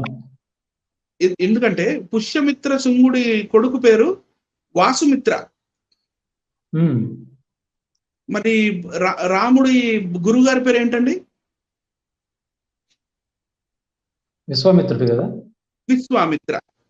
మళ్ళీ ఈ ఇంకొక పేరు ఉంది చూడండి, ఈ పుష్యమిత్ర శృంగుడు అని ఉందా పేరు? అవును. హలో, అవునవునండి. పుష్యమిత్ర శృంగుడు అని ఉంది కదా పేరు. ఈ పుష్యమిత్రలో నుంచి శృంగలో నుంచి మిత్ర తీసేయండి. మిత్ర తీసి చదవండి పేరు. అదే వృషశృంగుడు. ఏం పేరు అయింది సార్? వృషశృంగుడు అవ్వచ్చు. కొంచెం పుష్యశృంగుడిని వృషశృంగుడు చేయడం ఎంత పెద్ద ఇదా సార్? పెద్ద విషయం కాదు. వచ్చిందా సార్ మీకు? అవునవును, వచ్చిందా? చదువుతారా? వచ్చింది. రామాయణంలో శృంగ వంశానికి చెందిన ఒక బ్రాహ్మణుడు మనకు కనపడతాడు. అతనే వృషశృంగుడు. ఈ పుష్యమిత్ర శృంగుడు అనే దాంట్లో మిత్ర తీసేయండి. పుష్యశృంగుడు, అదే వృషశృంగుడు. మీకు ఇవన్నీ పేర్లు దగ్గరలోనే అన్ని మొత్తం ఈ పుష్యమిత్ర శృంగ దగ్గరే అన్ని వెళ్ళి కేంద్రీకరితం అవుతున్నాయి. Right sir. సో ఇప్పుడు చూస్తున్న ప్రేక్షకులారా, నేను ఒక్క నిమిషం, మీరు కామెంట్స్ రూపంలో ఏమన్నా చెప్పాలనుకుంటే కామెంట్స్ పెట్టండి. వీలైతే ఒక 5-10 నిమిషాలు అటెండ్ చేసి ఇంకా మేము లాస్ట్ లో కన్క్లూజన్ చెప్పేసి వెళ్తాము. ఎనీబడి కామెంట్స్ ఏమన్నా? చరిత్ర ప్రకారము పుష్యమిత్ర శృంగుడు బ్రాహ్మణవాది. అవును. ఇప్పుడు యాజ్ ఇట్ ఈస్ గా బ్రదరు, ఈ పుష్యమిత్రుడు అతని కథనే వీళ్ళు కాపీ కొట్టి రాసుకున్నారేమో అనే డౌట్ కూడా వస్తుంది. మీకు సిమిలారిటీస్ బాగా కనపడతాయి సార్. అవునవునండి. ఇవన్నీ సిమిలారిటీస్ కనపడుతున్నాయి. అట్ ద సేమ్ టైం ఒక కన్క్లూజన్ కి రావాలంటే మీరు చాలా స్టడీ చేయాలి, చాలా రీసెర్చ్ చేయాలి. అప్పుడు ఎన్నెన్నో మ్యాచ్ అవుతుంటాయి, పేర్లు మ్యాచ్ అవుతుంటాయి, ప్లేసెస్ మ్యాచ్ అవుతుంటాయి. రాజ్యం అదే, రాజ్యం పేరు అదే, రాజధాని అదే. Right sir. అవును.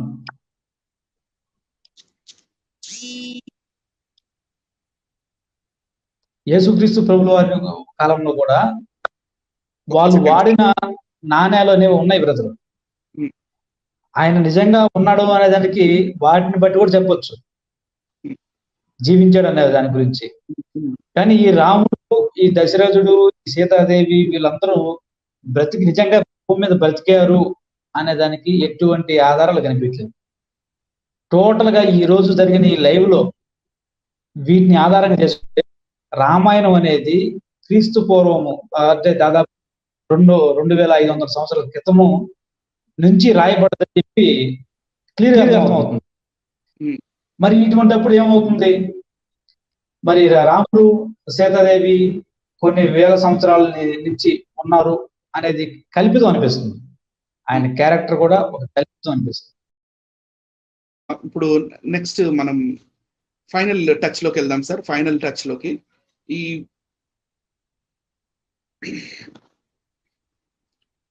కనపడుతుందా బ్రదర్? కనిపిస్తుంది బ్రదర్. ఇది ఒక యేసు ప్రభు లేడు, యేసు ప్రభు జీసస్ ఈజ్ అ మిత్ అన్న ప్రతి ఒక్కడికి ఇది ధీటైన సమాధానం అండి. ఒకసారి ఏమవుతుందంటే యేసు ప్రభు వారు యెరూషలేం నగరానికి వెళ్ళినప్పుడు యెరూషలేంలో ఉన్న పరిసయ్యులు యేసు ప్రభువుని శోధించడానికి, యేసు ప్రభుని ఇరికిద్దామని, యేసు ప్రభుని ఎట్లానైనా సరే తక్కువ చేయాలి అని, లేకపోతే జనాల్లో ఇన్ఫేమస్ చేయాలి అని చెప్పి, ఎందుకంటే ఆ హిస్టారికల్, ఆ పొలిటికల్ మీకు సిచ్యువేషన్ నేను చెప్పాలనుకున్నాను. ఆ పొలిటికల్ సిచ్యువేషన్ ఏంటంటే ఆ సమయంలో మెయిన్ పెద్ద సామ్రాట్ చక్రవర్తి రాజు వచ్చేసి కైసరు, కానీ సామంత రాజు వచ్చేసి హేరోదు. ఇప్పుడు ఈ పరిసయ్యులు యేసు ప్రభుని ఇరికిద్దామని ఒక ప్రశ్న అడుగుతారు. అయ్యా, ఇప్పుడు మనం హేరోదుకి డబ్బులు, కైసర్కి డబ్బులు ఇయ్యాలా? మనం కైసర్కి డబ్బులు ఇచ్చేది ఏం అవసరం ఉంది? ఎందుకంటే మనం ఏం చేస్తాం? హేరోదుకి డబ్బులు ఇస్తాం. హేరోదు ఆయన దగ్గర నుంచి ఎంత ఇవ్వాలో చక్రవర్తికి ఇచ్చుకుంటాడు. కానీ ఇదేంటి? ఇది కొత్త ట్యాక్స్ సిస్టమ్ వచ్చింది. అంటే ఇప్పుడు GST, state GST 14%, central government GST 14%. ఇది ఎట్లా ఉందో అది ఆ టైంలోనే ఉంది. అంటే ఇప్పుడు మనం హేరోదుకి ఇస్తున్నాం కదా, ఇప్పుడు కైసర్కి కూడా ఇవ్వాలా మనం అని యేసు ప్రభువుని అడిగినప్పుడు లూకాసు వార్తలో ఏమన్నారో ప్రసాద్ బ్రదర్ మీరు ఎక్స్ప్లెయిన్ చేసి చెప్పండి సార్. తప్పకుండా బ్రదర్.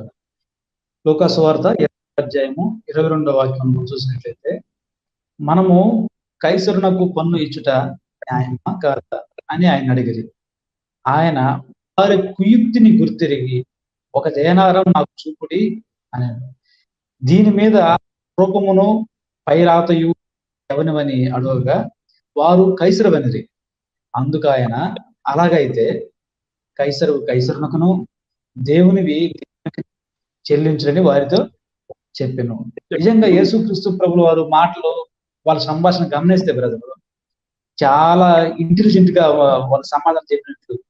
అంటే అవతల వాడు ఏ దృష్టితో, ఏ కోణంలో నన్ను ప్రశ్న అడుగుతున్నాడని ముందే గ్రహించి వాడి కుయుక్తిని పసిగట్టి ఆ కుయుక్తులు దొరకకుండా ఎంతో తెలివిగా సమాధానం చెప్పి వాళ్ళు నోళ్లు పోయించారు. నిజంగా వారికి, ధర్మశాస్త్రోపదేశులకి, పరిచయులకి, యేసుక్రీస్తు ప్రభుల వారికి జరిగిన అనేకమైన సంభాషణ గమనిస్తే యేసుక్రీస్తు ప్రభుల వారు ఎంత జ్ఞానం గలవాడో అర్థమైపోతుంది. అటువంటి జ్ఞానాన్ని ఆయన వెంబడిస్తున్న మనము సంపాదించుకున్నాం.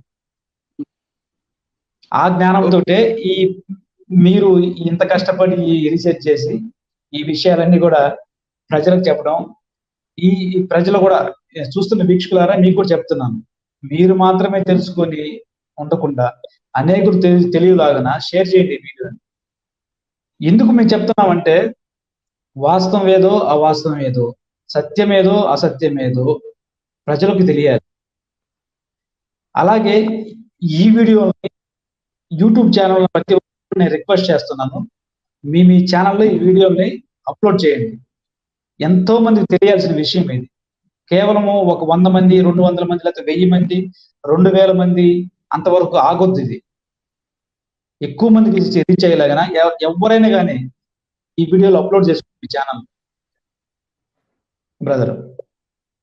ఇంకొకటి వీక్షకులారా, మీరు క్రైస్తవ యోధులు లేకపోతే ఇట్లా మతోన్మాదంతో ఉన్న వాళ్ళు యేసు ప్రభువుని, బైబిల్ మీద లేకపోతే యెహోవా దేవుడిని దూషిస్తూ మాట్లాడుతున్న వారు ఈ కౌంటర్ గా మీరు ఎన్నో వీడియోస్ చూసుండొచ్చు. ఇలాంటి వీడియో నేనైతే ఎప్పుడు చూడలేదు. అది నేను ఇలా రీసెర్చ్ నేను ఎందుకు చేస్తానో ఏంటో, లేకపోతే ఇవి నిజంగా ఐఎమ్ నథింగ్ అండి, నో వన్, నేను అసలుకి వేస్ట్ అన్నమాట. నాకు ఇవన్నీ రిఫరెన్సెస్ లేకపోతే ఈ ఎవిడెన్సెస్ నాకు దేవుడే చూపించాడు, టు సే ఫ్రాంక్లీ. ఇంకోటి, ఇప్పుడు మనం చూపిస్తున్న ఇందులో ఇక్కడ మీకు 2 కాయిన్స్ కనపడుతున్నాయి. జీసస్ క్రైస్ట్ ఏదైతే కాయిన్ గురించి ఇక్కడ మాట్లాడుతున్నారో ఆ కాయిన్ సేమ్ కాయిన్ కాకపోయినా ఆ కాలంలో ప్రచురితంలో ఉన్న కాయిన్ ఇదే.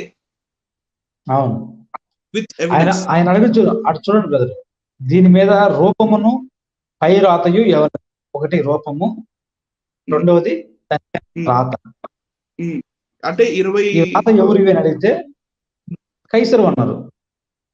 24వ వచనంలో దీని మీద రూపమును పై రాత ఎవరివి అని అడిగారు జీసస్ క్రైస్ట్. పైన రాత ఉంది, మళ్ళీ ముఖం కూడా ఉంది, మళ్ళీ రాత మీద ఏముంది ఒకసారి చదవడానికి ట్రై చేద్దామా? ఇక్కడ అగస్టస్ అని రాసింది, అగస్టస్ మీకు ఇక్కడ కనపడుతుంది. Augustus,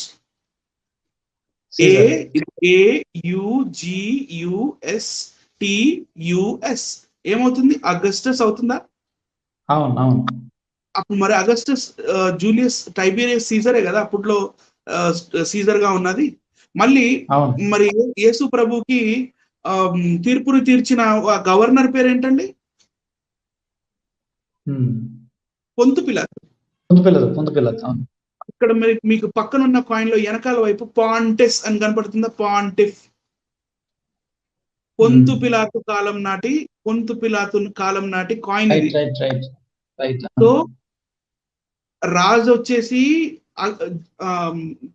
Augustus Caesar, Augustus Julius Tiberius Caesar, right.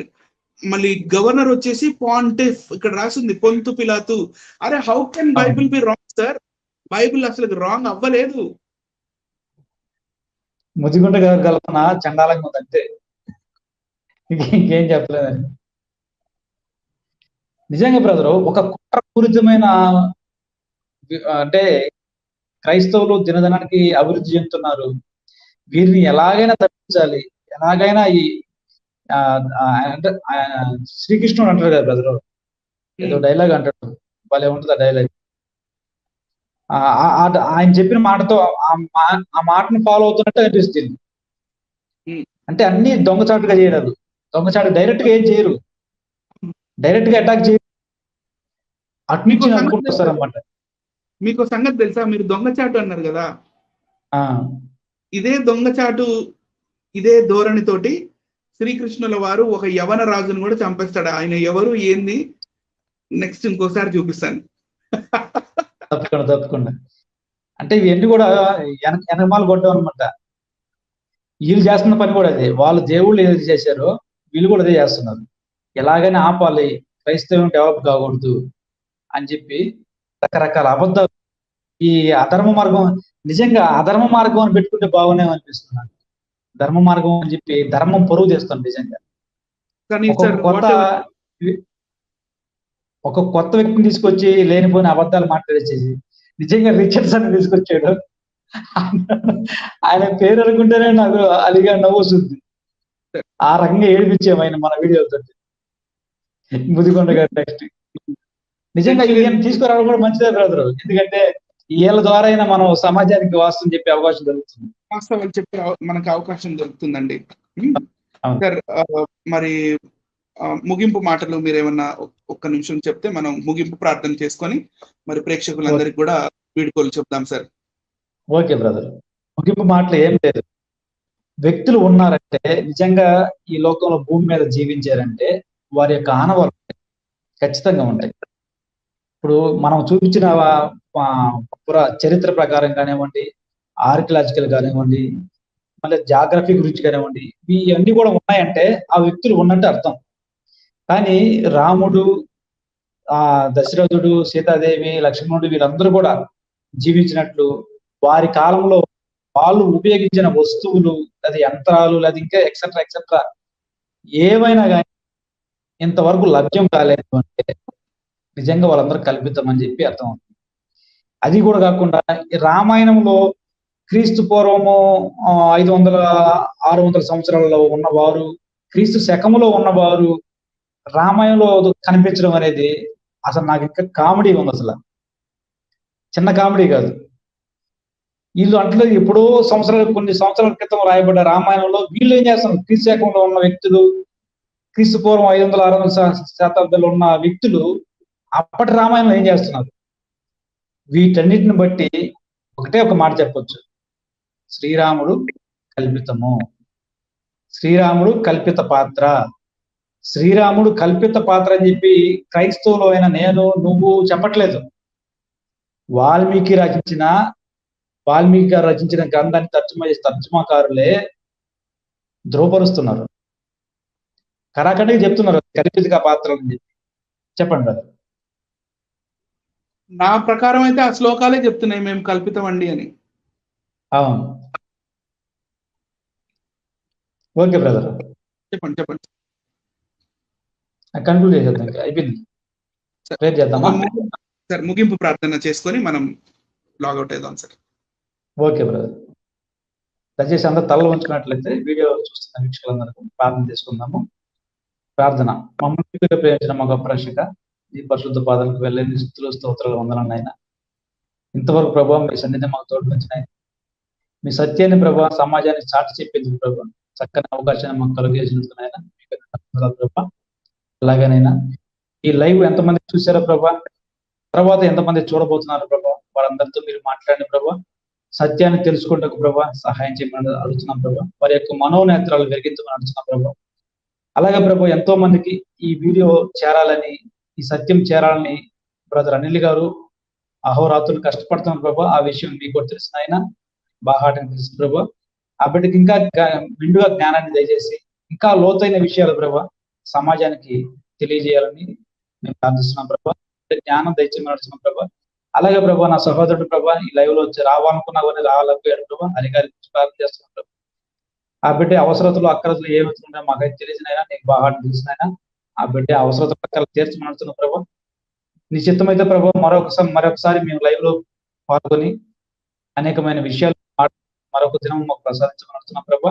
అలాగేనైనా మేము ముగించుకొని ప్రభా జిల్లాలో ఉంటున్న ప్రభా మా చుట్టూ మా పడకల చుట్టూ మీ బంగారు కాపాడమని అడుగుతున్నాం ప్రభా. అలాగేనైనా ప్రతి ఒక్క బిడ్డని పేరు పేరు వరుసన దీవించి ఆశ్రయించి కాపాడమని, అలాగే ప్రభా తెలుసో తెలియక ప్రభా ఈ ఉన్మాదులు ప్రభా నీ నామాన్ని దూషిస్తూ ప్రభా నేను కిచ్చపరుస్తూ పరిశుద్ధ గ్రంథమైన బైబిల్ని కూడా చూస్తున్నా ప్రభా, వారందరినీ జ్ఞాపకం చేసుకుని అయినా వారు ఒక దినం ప్రసాదించి ప్రభా వారు మనోనేతలు వెలిగించి వారు సత్యం వైపు తిరుగులాగా సహాయం చేయమని వచ్చిన ప్రభా. ఈ కొద్ది విన్నపము మీ పాసాన్ని చేర్చుకోమని మా ప్రభువును రక్షకుడైన యేసుక్రీస్తు నామం పేరిట మనం చేస్తున్నాం తండ్రి, ఆమేన్. వందనాలు బ్రదర్. ఓకే వ్యూవర్స్, ఇప్పుడు దాకా మాతో పాటు మీరు జత కూడి ఇంతసేపు ఇంత ఓపిక్గా ఇంత లేట్ అవుతుంది అయినా కూడా చాలా ఓపిక్గా ఇంట్రెస్ట్గా మేము చెప్పే పాయింట్స్ అన్ని విని గ్రహించి, మరి మీరు కామెంట్స్ లో కూడా మంచి మంచి కామెంట్స్ ఇప్పటిదాకా చేసిన మీ అందరికీ కూడా థ్యాంక్స్. అలాగే ఈ వీడియోని అందరూ చూసి మరి మీ వాట్సాప్ గ్రూప్స్ లో కానీ లేకపోతే మీ ఫ్రెండ్స్ కి కానీ అందరికీ సత్యాన్ని తెలియజేయండి. మీ దగ్గర మాత్రమే ఉంచుకోవద్దు. ఎందుకంటే